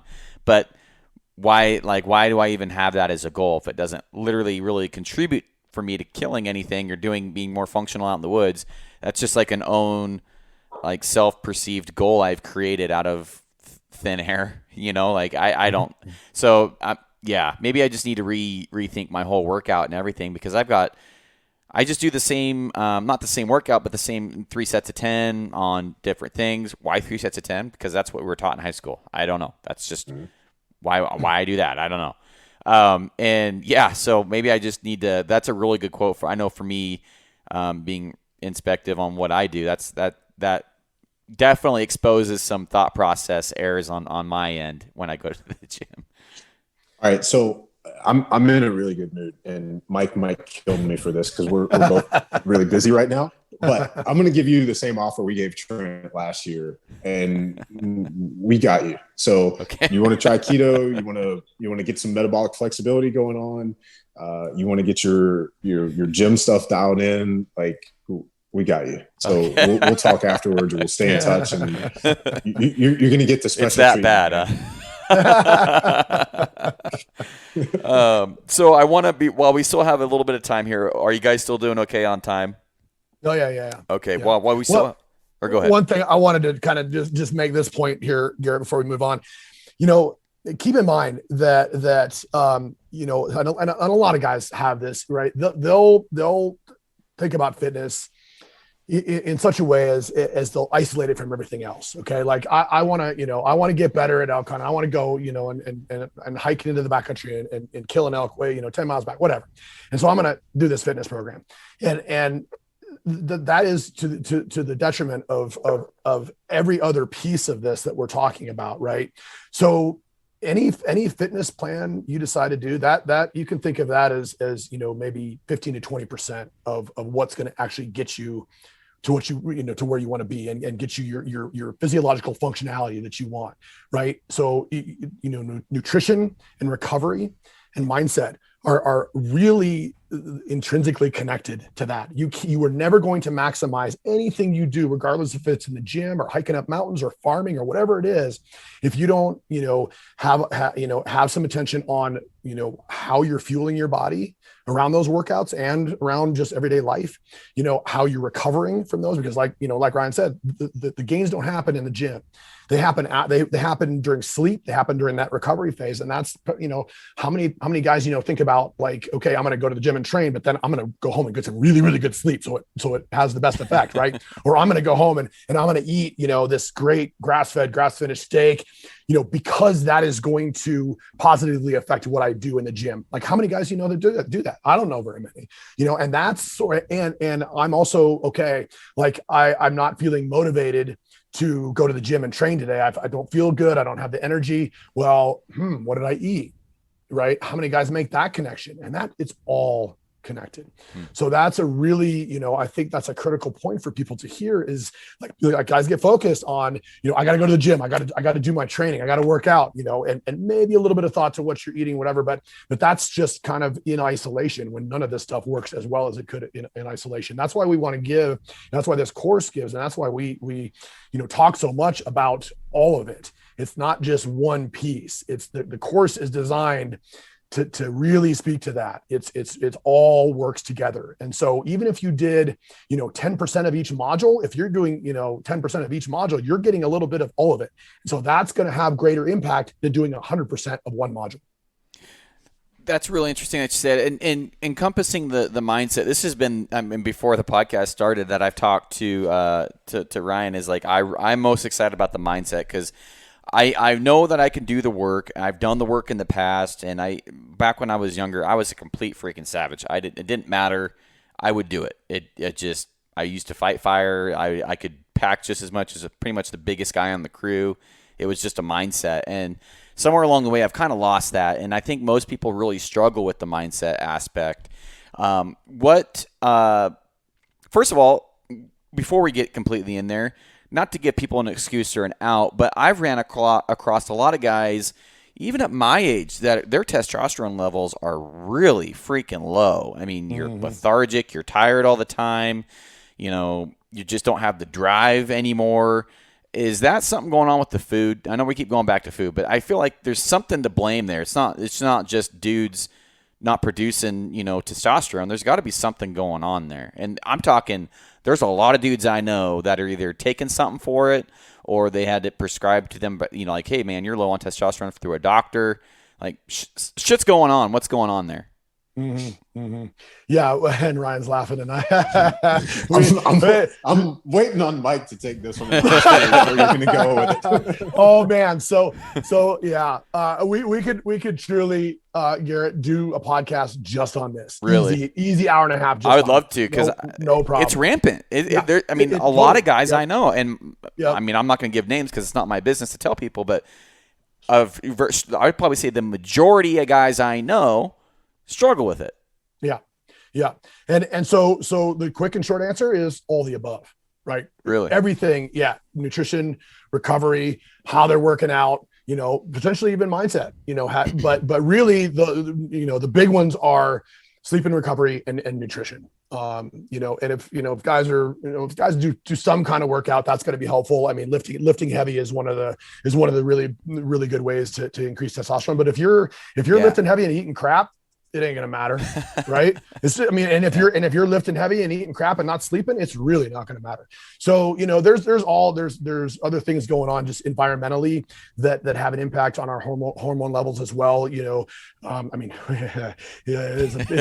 a lot, right? Okay. But just some of the things like plastics and some of the things like the environmental toxins and whatnot can really affect our endocrine system, such that we'll not be producing testosterone. So yeah, it's a big deal, and that hormones are a whole other thing, but it's critical, and you're right. I mean, I will speak for myself and say I'm addressing that personally, and it makes an enormous difference in everything. I mean, I'm 51, and I like to say this, and I probably say it, and Ryan probably sick of hearing it, but I feel better now than I ever did in my 30s and 40s, and probably most of my 20s. Really? And some of that is because I'm addressing the testosterone part of it, but some of it's just because I'm treating myself better. I eat better food. I approach fitness in a much more sustainable, better way, and I also am really, really focused on recovery. That is such a huge piece of it. And, I know it's getting a little airtime these days with the importance of sleep and whatnot, but, I don't think people really understand, how impactful that could be. If your sleep sucks, you're going to have a hard time with anything else. So, Interesting. Yeah, it's definitely, and that obviously, that gets into, that's a little bit beyond the scope of our course, because that sort of, you need to get tested. You got to have, you got to know where you're at with your testosterone levels. And, so that's not, but I will say, and I think Ryan would agree with me that every guy, certainly every guy probably over the age of 40, and probably most guys in general, really need to know where they're at with that. I mean, it's a critical hormone for, a lot of different things. Yeah. I mean, I've suspected myself of it because when I go to the gym and and I'm not saying I am or anything or not, but just being, introspective here, when I go to the gym and I lift heavy and I'm just like, yeah, fuck something up. Like I feel really good. Like I feel the testosterone flowing today, baby. I feel it. And I'm let's go pump some more. Like I feel that. And when I quit going to the gym, it goes away. And you just walk around your shoulders, or you just feel like, yeah, you feel good. And I like feeling like that. It feels like it just feels like better. It's just like you're better. And it just seems like everything else gets better when I go to the gym, and I'm like, and yeah, absolutely. When I'm lifting heavy, or I'm bench pressing or deadlifting, like when I'm doing something really, really, really physical, and I'm exerting a lot of energy into it. Usually, it's lifting or pressing something. I just get that mentality and that feeling, and not cocky, but it just really everything clicks. Really confident. The drive comes back, everything comes back. And that's why I'm like, I wonder if I suffer from it, or if I'm just being like a lazy piece of shit when I'm not going to the gym, then I'm beating myself up, but it's just, and I don't know. I think before we get into the mindset, that's something that if a lot of guys like, I've got friends my age that they don't even want to, chase their wife around the house anymore. It's like, dude, what is wrong with you? Like I don't think that's normal. Something's going on there. Like you should definitely be more interested in that area. And I'm not a doctor, but I'm like, that shit's not normal, man. Like there's no reason you should be going to bed at 9. Like my wife keeps me up till 11:30 almost every night. And then I'm allowed to go to bed, and, like she's a night owl, and therefore I'm a night owl. And it's just different. It's just different. It's just seeing all the dynamics. And as we all get, into our 30s, guys are slouching off, slumping off, falling off, losing drive and all this stuff. And I'm like, man, yeah, like you're saying, it's I think it's rampant, and it sounds like maybe it is. Yeah. Even in your 30s, your early 30s. Yeah. And a lot of that has to do with food, stress, and lack of sleep, and and, sort of environmental, toxic things in plastic and things. And there's some chemicals that affect it pretty profoundly as well. So you're Ryan, jump in here, man. I know you're dying to talk about this too. So yeah, no, I think I was going to say something about lifestyle interventions, and then Garrett threw out, stop being a lazy piece of shit. But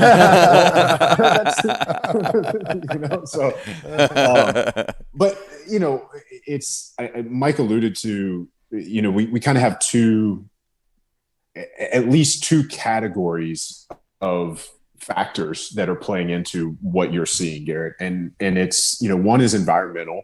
A lot of that is out of our control, but then there are also a lot of things within that category that we can control. If you use, and again, we can do a whole podcast on this stuff, but, real quick, if you use plastic, like Tupperware or plastic, reusable dishes, and you're putting them in the dishwasher, that high heat can be leaching plastics, and you can be getting, estrogens from, those plastics. Really? And that can be throwing off your endocrine system. And so there's a really good book by a guy named Dr. Anthony J called Estrogenics or Estrogenification. I forget the name of it, but I'll find it and I'll send it to you. We can put it in the show notes if you want. Yeah, cool.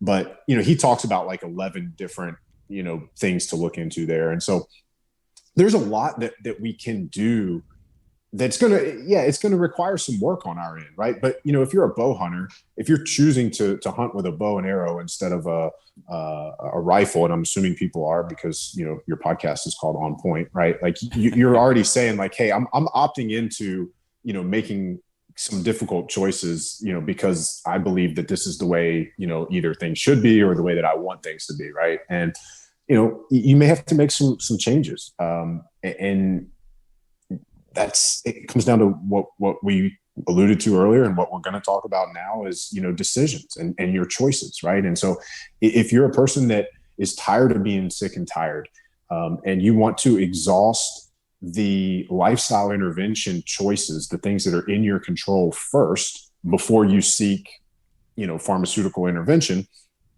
then, let's make all the lifestyle changes first, right? Let's stop getting bombarded with estrogens, from plastics. Let's stop exposing ourselves to, all these environmental hazards. Let's make sure that you are sleeping 8 hours a night, that you're not eating like a child, right? If you're an adult, eat like an adult. If you don't know how to do that, call us. Mike and I will help you. If you're not training, if you're not taking care of your physical fitness, let's change that. Again, if you need help, let us know. And then if you've done all of those things and you're still feeling like something's wrong, something's not right, yes, go get tested. And like Mike said, I would even push that to maybe even earlier, regardless of your age. So here's one thing, like, I don't know what my testosterone was when I was 16 or when I was 18, because they don't test us for that. Right. The American medical system really doesn't care about that number. So we don't have that data on ourselves. And so if you're 25, 20, and you want to know, just go get it tested and just have that as a data point, right? Because if you do go on TRT at some point later in your life, testosterone replacement therapy, the goal of that is to try to get back to or replicate where you were at, 16, 18, whatever, right? Well, how do you do that if you don't know what that number was? Yeah. Right. And testosterone is one of those numbers that it's very unique to every individual person. So, Garrett, you might have been at 700 when you were 17, and I might have been at, 900, and Mike might have been at, 1,000 or 1,100. We don't know. And so it's hard to, get back to a number that you don't know what it was. And so, and that's why I say get tested. If you think there's something going on, get tested. And at the very least, you can have a baseline number for your own health, right? And so this is being proactive with your own health, knowing your own numbers. And if your numbers come back and you don't like them, or they're not where they should be, there are things that you can do to address that. And like Mike, I'm addressing mine. And it's been it's been a night and day shift for me. And I'm 37. I was 36 last year when I started. And my T wasn't super low. It was in the 600s. But I had an issue with sex hormone binding globulin, SHBG. Mine was double the high end of the normal range. So if the range was like, I forget the range, but it was like, it ended, the range was like 20 to 50 and mine was like 98. And so consider that like the tax man.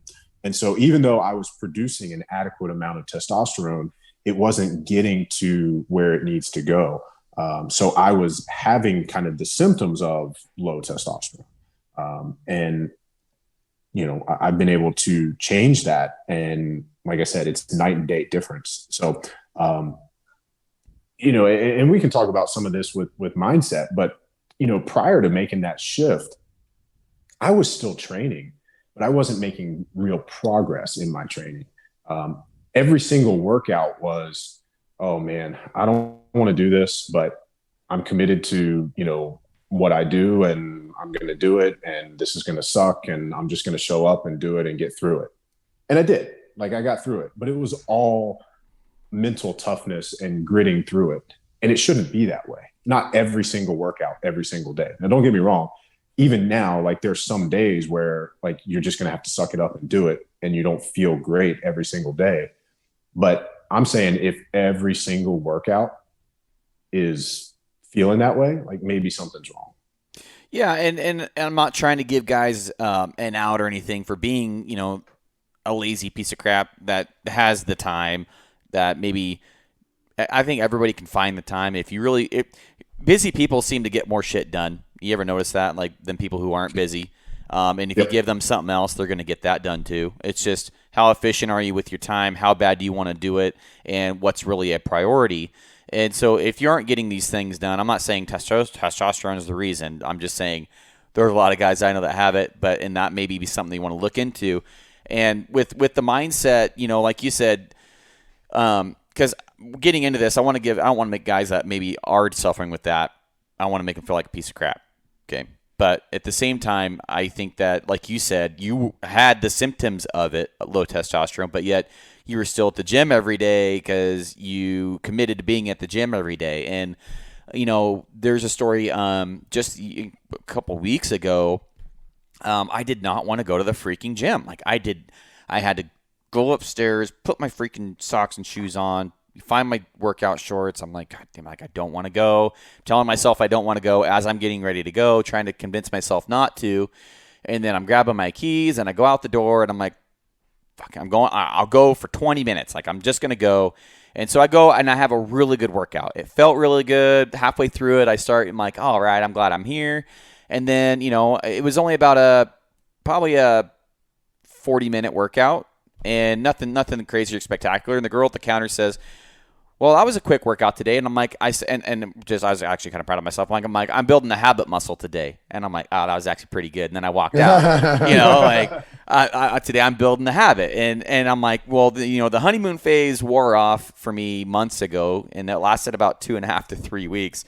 And now like I'm having to actually grind into going to the gym more often, but I've never regretted going to the gym. And I told my wife today, she's like, should I go to the gym today? I'm like, yeah, you should go to the gym today. Because you're going to regret if you don't, and you're not going to regret it if you did. And, you know, she just got back from the gym when we started the podcast. And I just think, honestly, and I told Ryan this, it's a famous quote I heard many years ago that I've personally really has helped me is, you know, commitment to continuity creates that emotional stability. And basically that says if you commit to doing something, it doesn't matter how you feel, you just go and do it. And the more you do it, the easier it becomes. It becomes a habit. It's like there's plenty of days that you don't feel like going to work, that you work in that 9-to-5 job that you probably hate, that you don't get paid enough to do, that barely pays your bills, that whatever, a million reasons you don't want.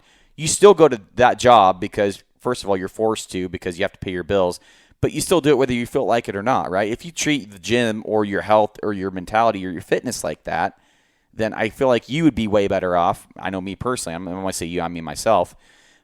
Many people would be way better off treating their health like that and in the gym like that. And I think that's a complete mindset. And reading your guys' aspect of it and finding out some of the science behind it, and watching Ryan talk on some of the modules and stuff. I would love to hear you guys go into the kind of like the science behind a mindset. Why do you have those, like the snake analogy that you had on there, Ryan? Like, oh shit, there's a snake, versus, like, oh, that like I identify with pizza. That pizza smells really good. I'm going to have a bite versus, no, if I do that, I'm going to have to go backwards or, work out an extra 2 hours at the gym. Like, can you guys dive into that and then maybe expand or elaborate on, my thoughts or anything there? Yeah, so I'll give you the science on those analogies, and then we'll turn it over to Mike. So the pizza analogy or the pizza example and the snake analogy come from understanding these two competing, call them parallel universes that exist in all of our brains. If you are a human, what I'm about to tell you is happening in your brain all the time, right? And it's an age-old thing. It's been characterized on cartoons as like the devil on one shoulder and the angel on the other, right? The devil is the limbic system, and the angel is the prefrontal cortex. The limbic system is much older, and it is wired for survival. It is incapable of seeing beyond the now. That is a very important distinction. It is incapable of seeing beyond the now. And it is very much like the ego-driven teenager, or the devil on your shoulder. On the other hand, we have the prefrontal cortex. It is newer. It is more evolved. It is capable of seeing beyond the now. It is capable of complex and abstract thought. That is the portion of our brain in which we can hold the concept of a God. It is the portion of our brain that has language. It is a portion of our brain that is represented by the angel on this shoulder. It's like a wise old sage in comparison to the ego-driven teenager. Right. So if you want life advice, who are you going to go talk to? Yeah, the prefrontal cortex. Yeah. Right. And so, this, it's much of,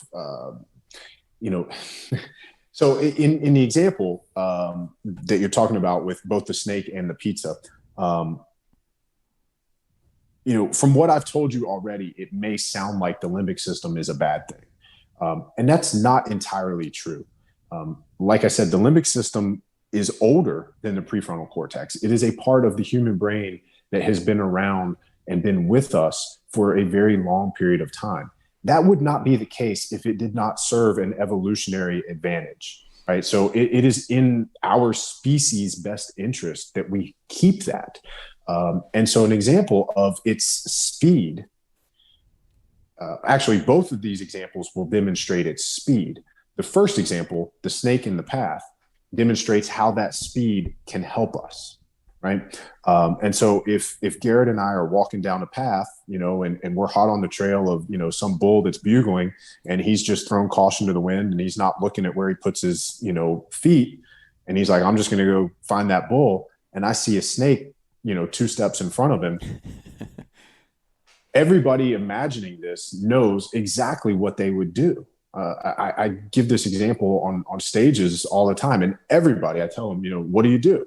And everybody, everywhere, you do the stop short, right? You reach out and you put your arm in front of the other person. And we do that because that move comes from the limbic system.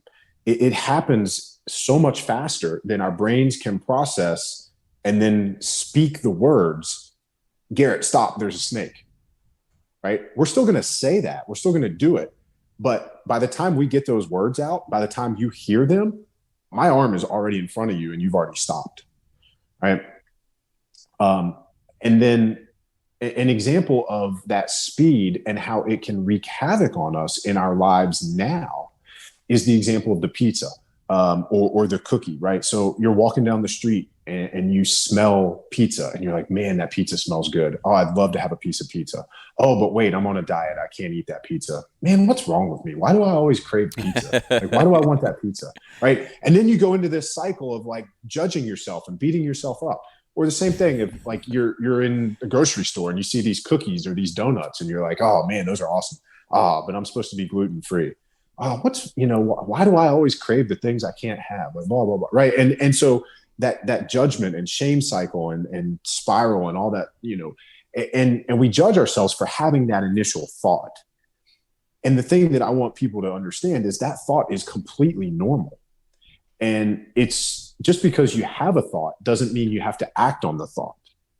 And it doesn't mean that you have to judge yourself for the thought, especially when it's completely normal and natural. And so that's understanding the difference between the prefrontal cortex and the limbic system. We're never going to be able to avoid those limbic reactions to certain things, but we don't have to choose the devil on our shoulder. We don't have to listen to them, right? We can always choose the angel or whichever option best serves our goals, our values, and what we've said, we're here to do. So with that limbic system, where would that come into play between making the decision to go to the gym and not go to the gym? Because that wouldn't be like a survival instinct or anything. That would just be kind of like a work ethic, like a I call it being a lazy piece of shit. But like where is that the limbic system, or is that just? I mean, how's that play out? The limbic system is the one that wants to stay warm and stay comfortable and stay cozy. It's the one that wants to hit the snooze button, the one that doesn't want to get out of bed, doesn't want to go to the gym in the morning. It's if you read Stephen Pressfield, it's resistance. If you read Jocko, it's up before the enemy, right? Like his habit muscle is getting up at so-and-so time and doing the workout because he's training himself to overcome resistance, to not listen to the limbic system. And that's why the book is called, fuck your feelings. Like you've cussed, so I'm going to follow your lead. It's all good, man. All right. So it was really hard for me to not say that the first time. And so that's why the book is called that, because if you want to get where you want to go in life, you're going to have to make those decisions that come from seeing beyond the now, right? If you want to win your next 3D archery tournament, or if you want to, be a better hunter, if you want to bench 365, whatever the thing is that you want to do, you want to be an Olympic athlete, you're going to have to make some choices. You're going to have to do things in the short term that suck. You're going to have to go run in the rain. You're going to have to go climb a mountain and post hole through some snow.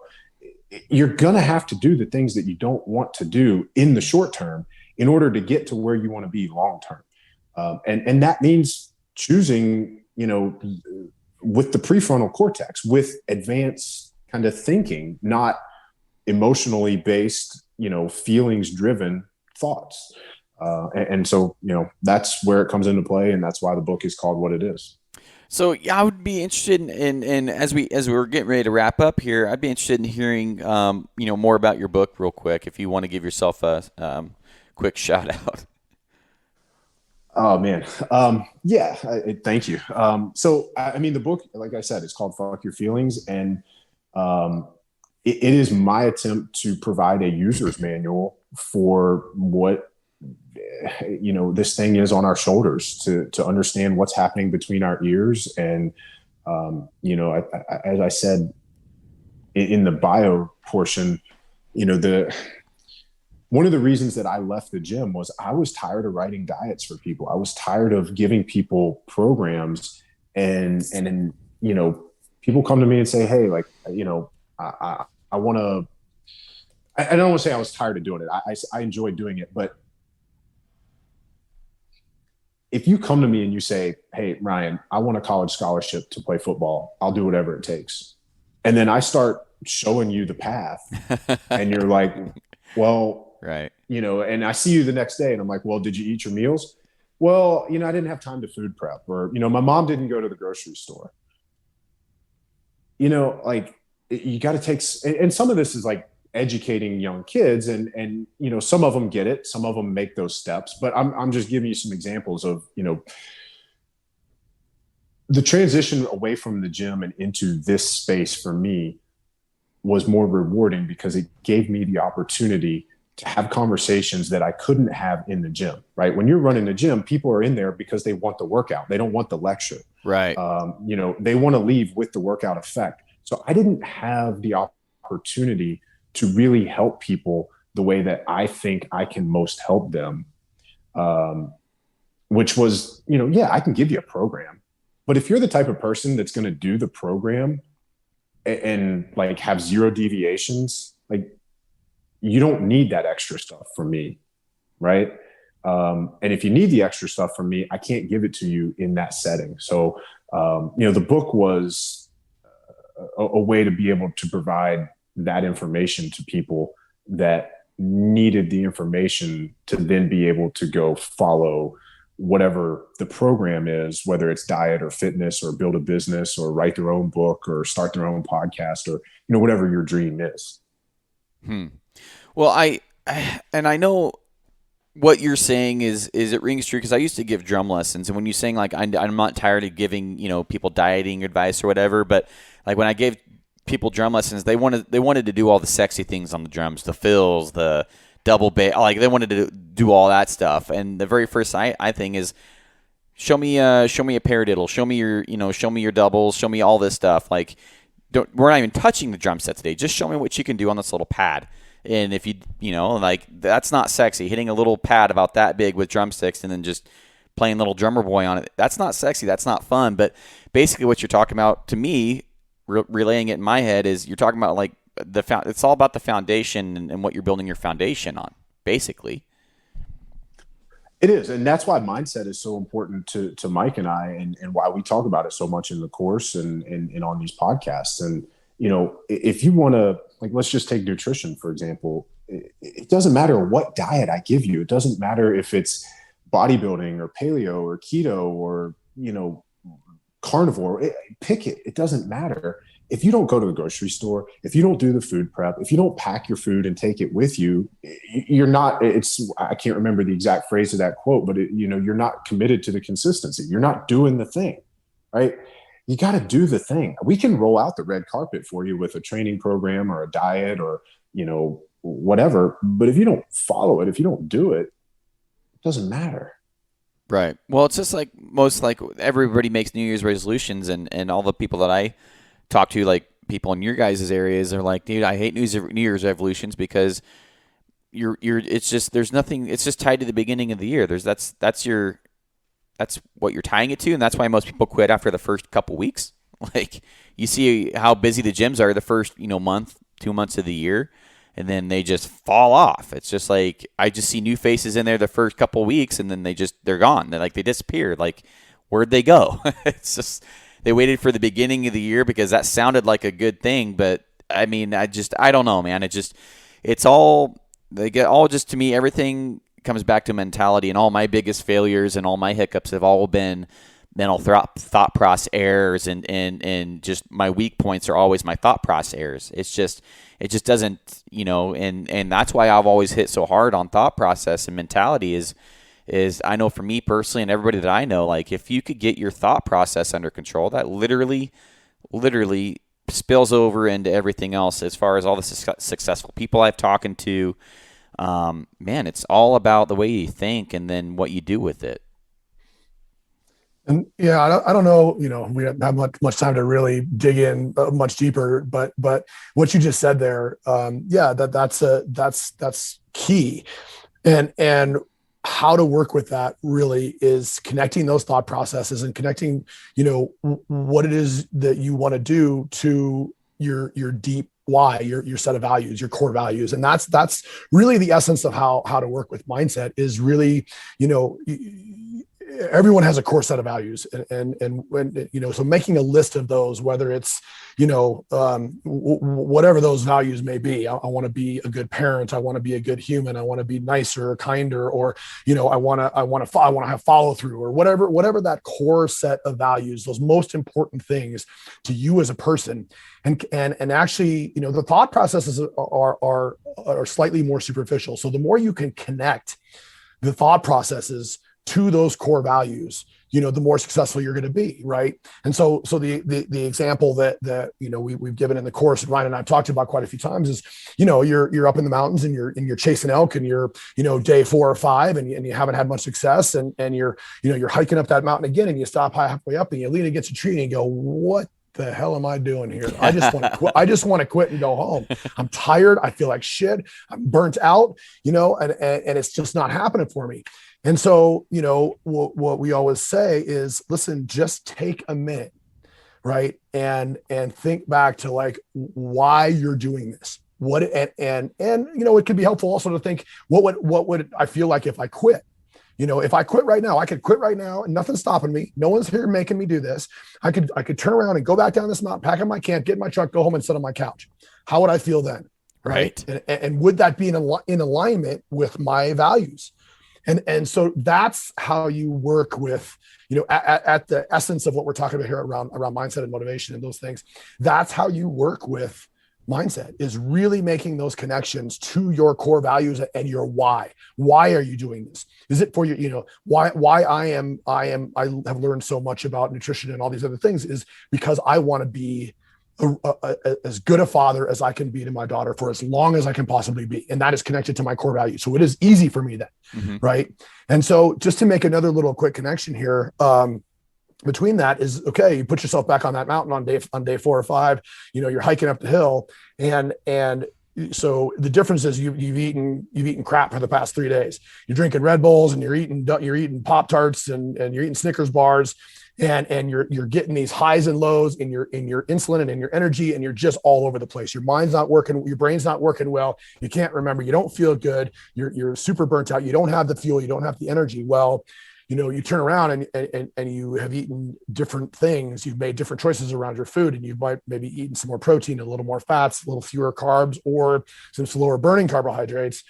All of a sudden your energy levels are much more stable. You're not feeling so bad. Your energy is actually, you've got some reserves in the tank, right? You have trained your body to be metabolically flexible, like we talked about earlier. And so you have, this a little bit of, some body fat, and you've got some extra calories in your body fat. And so you're actually feeling your brain's working better. You're feeling, better physically. You're not quite so burnt out. And all of a sudden it becomes easier to take a second and step back and reconnect to your values. And then and turn your thought processes. You know what? I'm going to get up this hill because over that next rise could be that bull I'm looking for. I get up to the top of the hill and I hear a bugle. That's just, that's how these things work. And so again, going back to all those things being connected, that's how it works. That's how it looks when you're actually up there in the mountains trying to perform at your best. If one piece is missing, you're just not going to be performing at the optimal level that you could be performing at. Well, Mike, listening to you talk about your core values and all that stuff, and I'm like just listening to talk, I was like, well, that's prefrontal cortex. That's prefrontal cortex. Like that's all thinking ahead and long term, and I guess that leads into a question: is does your brain transition as you get older? As your priorities shift and you're able to make more mature decisions, does the limbic system kind of take more of a backseat when you're making these decisions? Because it sounds like it's prefrontal cortex is like slang for maturity or like being mature.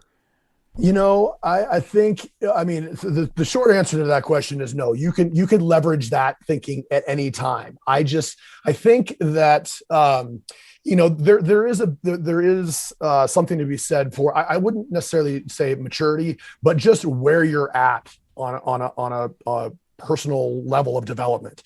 Right. And I don't want to go to necessarily the phrase of personal development. That's a whole other, thing. There's many books written on that subject, but it's really,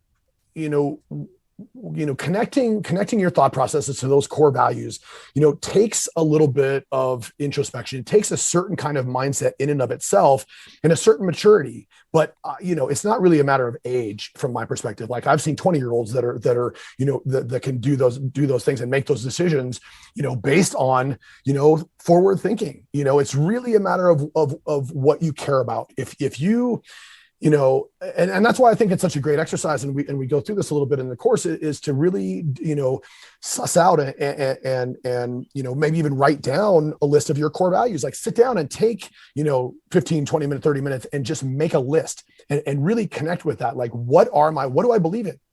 Who do I want to be as a human being?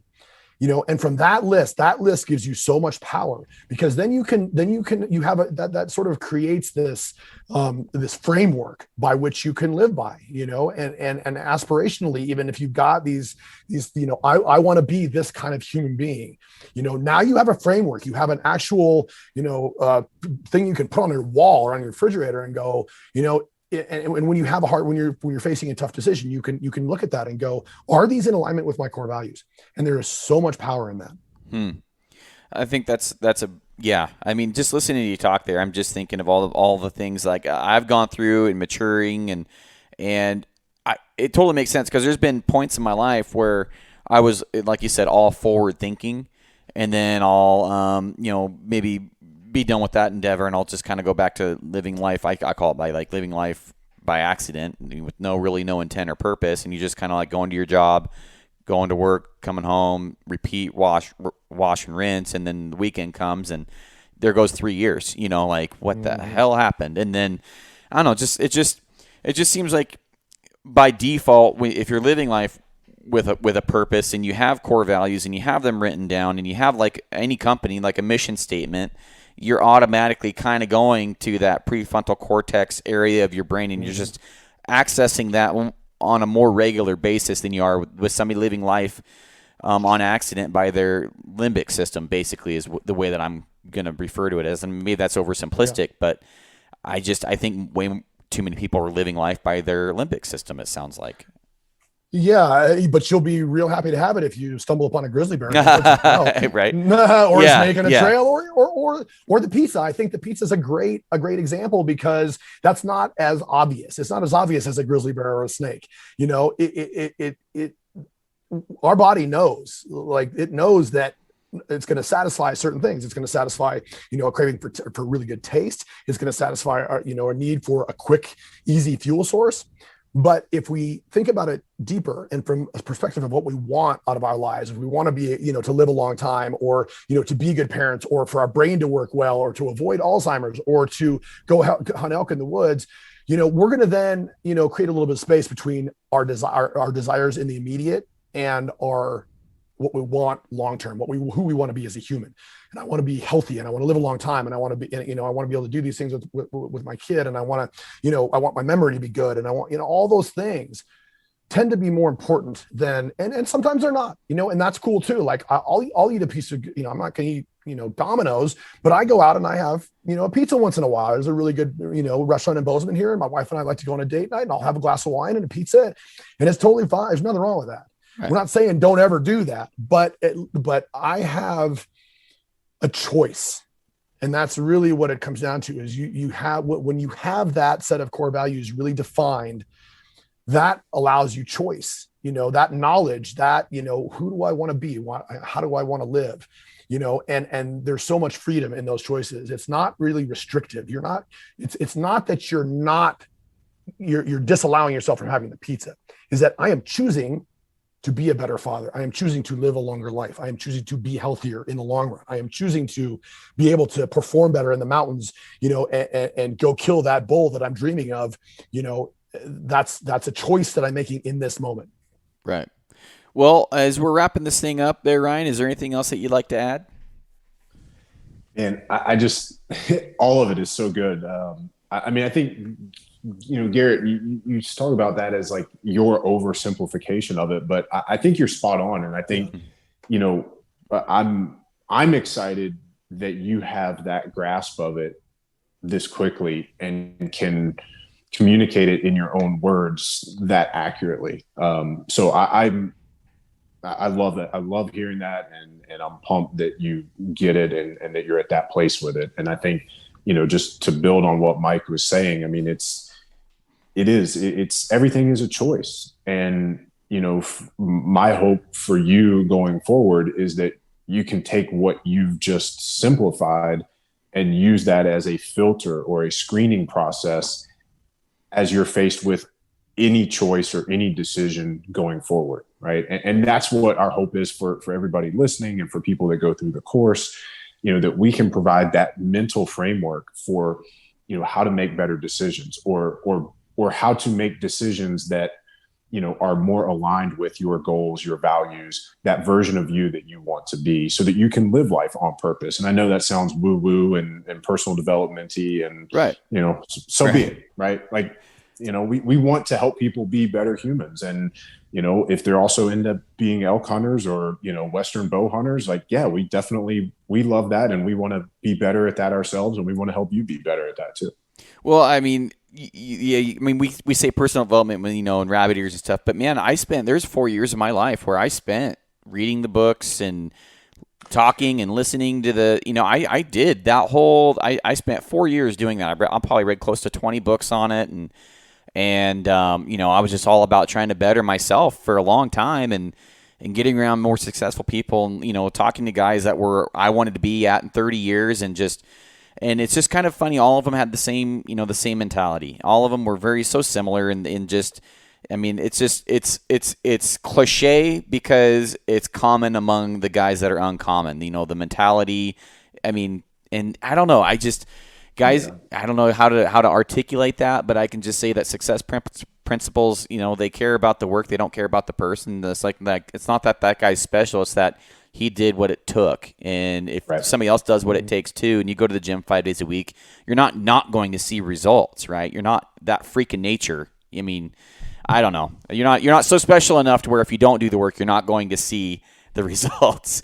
So I've like I said, guys can bash on the self-help and all that, but I've been there. I've done I've read a lot of the books, man, and I can tell you that doing the work like you guys talk about and the commitment and making the choices that we all are given and knowing you gave me a big piece of the puzzle, the limbic versus the prefrontal cortex thing. I now know that's just a part of me. It's a part of nature, and that I am not going to battle that. I just have to actually master it. And so that to me, that's my new nemesis. That's my new adversary that I get to battle every day, and I'm not going to let him win anymore. To me, that's the way my brain works. So that to me, that was worth just that little piece right there was worth. There's a lot more than that in the podcast, but that little nugget right there is gonna make a big difference in my perspective in my life. So, let me give you one more thing to add to that, what you just said, because you're not alone in that. And we're all going to face that every single day. And I think some people, again, I know that because I work with a lot of people that judge themselves for having to face that battle every single day. Or, when will I ever get to the point where this isn't a thing? Right. And the answer is never. Like there'll be some days where like you win without really even realizing that you played. And those are great days, but it's a spectrum and we're all somewhere on that spectrum every single day. And there's a great quote that I saw recently. I'm a huge fan of Stephen Pressfield's work. And he actually has a book called Do the Work. And he has this quote. I forget what book it's from, but he refers to, I mentioned it earlier, but he refers to that battle as the war against resistance. So he has personified that thing, right? And he calls it resistance, right? Resistance is going to be there every single day. And he's like, it's never going to not be there. Imagine, you have to think of it as the villain in any movie. Right. And imagine any superhero movie. If there were no villain, there'd be no movie. Right. Right. So, think about it that way too. And I think, again, like it's another little reminder that, just like with the limbic system, it's part of you. There's nothing wrong with you for having that initial reaction. There's nothing wrong with us. There's nothing wrong with us for battling resistance. It's just part of life. Well, I think I think that hopefully that helps other people's like it's going to help me, because I know that now that I know that I have my own little nemesis that I have to battle, my villain or whatever you want to call it, however you want to personify it. It's easier to battle something that you can picture, right? Like I'm a very visual guy, and if I can like see this like little dude in my head, like I'm gonna beat the shit out of you today. You're not gonna make one decision for me. Give it a name. Thinking for myself. Picture, Right. The more you can create it into like a concrete like thing, a tangible thing. Yeah. You just go to war with that thing. Yeah. So, well, I appreciate your guys' time. I didn't know we were going to go 2 hours, so hopefully I didn't keep you over or anything. But I mean, it went quick for me, and I really I've done a lot of studying and testing online for licenses and exams and insurance and CE and all that crap and a lot of high dollar stuff through a lot of different training programs for my job. And I can tell you that your guys' stuff was very well put together. The videos definitely help because I'm a very visual guy, and just being able to watch Ryan talk on there definitely helped me a lot. But it was a very easy to understand course. You broke it down into pizza, which I'm a pizza guy. I love pizza, and I hate snakes, and so I was, it was just a very good course. And being able to print stuff out in PDFs and write down, like if you put something on paper, immediately you have a better chance of success. In my opinion, like if you write something down, it's more tangible and it's going to stick more. And like you guys have all of it. I mean, all the elements are there to have a really good course, and I appreciate you guys coming out with that. And if anybody wants to check it out, would you be willing to give them some places to go do that, or some addresses or Instagram handles of your guys's? Yeah. Our website is just fuelthepursuit.com. Our Instagram is we're fairly active on there is fuelthepursuit_. And that people can email us with questions or comments or anything. We try to really stay in touch with people as much as possible, and on there every day. So, and that's just fuelthepursuit@gmail.com. So yeah, those are great ways to reach us, and we're working on a lot. We've got a lot still to come. The course is just sort of the initial thing. Stay tuned in the fall. We're looking at creating some meals to sort of go along with what we're talking about as far as the nutrition aspect. So some freeze-dried backpacking meals that are going to be super legit. They're going to be really, really good and really good fuel. Nothing like them on the market right now. So good. We talked about that earlier, and I'm a foodie, and if you can make it easy for me to eat right, then that is worth its weight in gold right there. Well, I'm a chef and Ryan's a nutritionist, so we got a pretty good combo going. You might say we know a thing or two about how to fuel and how to make it taste good. Yeah. Good. Yeah, because I can tell you there's a lot of stuff out there on the market, but if you eat it for 2-3 days straight, you ate it for 2 or 3 days straight. That's exactly right. Like Mike said, the course is it's our initial way of helping this community that we feel like we're a part of and that we love so much. But the real thing is going to be the food. And we're really excited. This year is going to be, limited run. So like Mike said, and actually, stay tuned before the fall, because you got to order it. We're going to be doing pre-orders. And since it is a limited run, you're going to want to order it sometime in the summer. And we'll get them delivered by hunting season. It's hopefully each year going forward, we're able to scale up and do more and more. But yeah, we're really excited about that side of it. If you guys have anything pizza flavored or chicken Alfredo flavored, send it my way. I'll have to work on a keto pizza. That could be a little challenging, man. We'll see what we can do. There we go. Really interesting. But when you guys get that ready to launch, we'll have to have you back on here to talk about what you got. Great. And that'd be awesome. You guys were great guests, man. I learned a ton, and hopefully I didn't ask too many silly questions for you guys. No, not at all. Not at all. But do you guys have an Instagram handle? I don't think you guys gave that. Oh yeah, it's just fuelthepursuit_ is our Instagram. _ Yep. Okay, yep. Perfect. All right. Well, I appreciate you guys' time, Mike and Ryan, and I'm sure I'll have you back on in the future. And I wish you guys the best of luck in the future. Thanks, Garrett. Awesome. We appreciate being on and having this great conversation. No problem. Really good. Yeah, man. All right, guys, that's this episode of the podcast. Be sure to go check out Ryan and Mike at Fuel the Pursuit. I'll have some links down below. And if you guys like this episode, be sure to leave a review. And if you want, you can get a hold of me on Instagram. If you have any questions or comments or ideas, anything, you can always email me or private message me on Instagram. This is the quickest way, but you can also email me at garrettweaverhunts@gmail.com. Whatever is on your mind, whatever you guys need. I'm usually really, really quick to respond, especially on Instagram. It seems to be the quickest one for me personally. But I will answer your guys' emails, I promise. So outside of that, I appreciate you guys listening. I'll see you on the next one. Bye.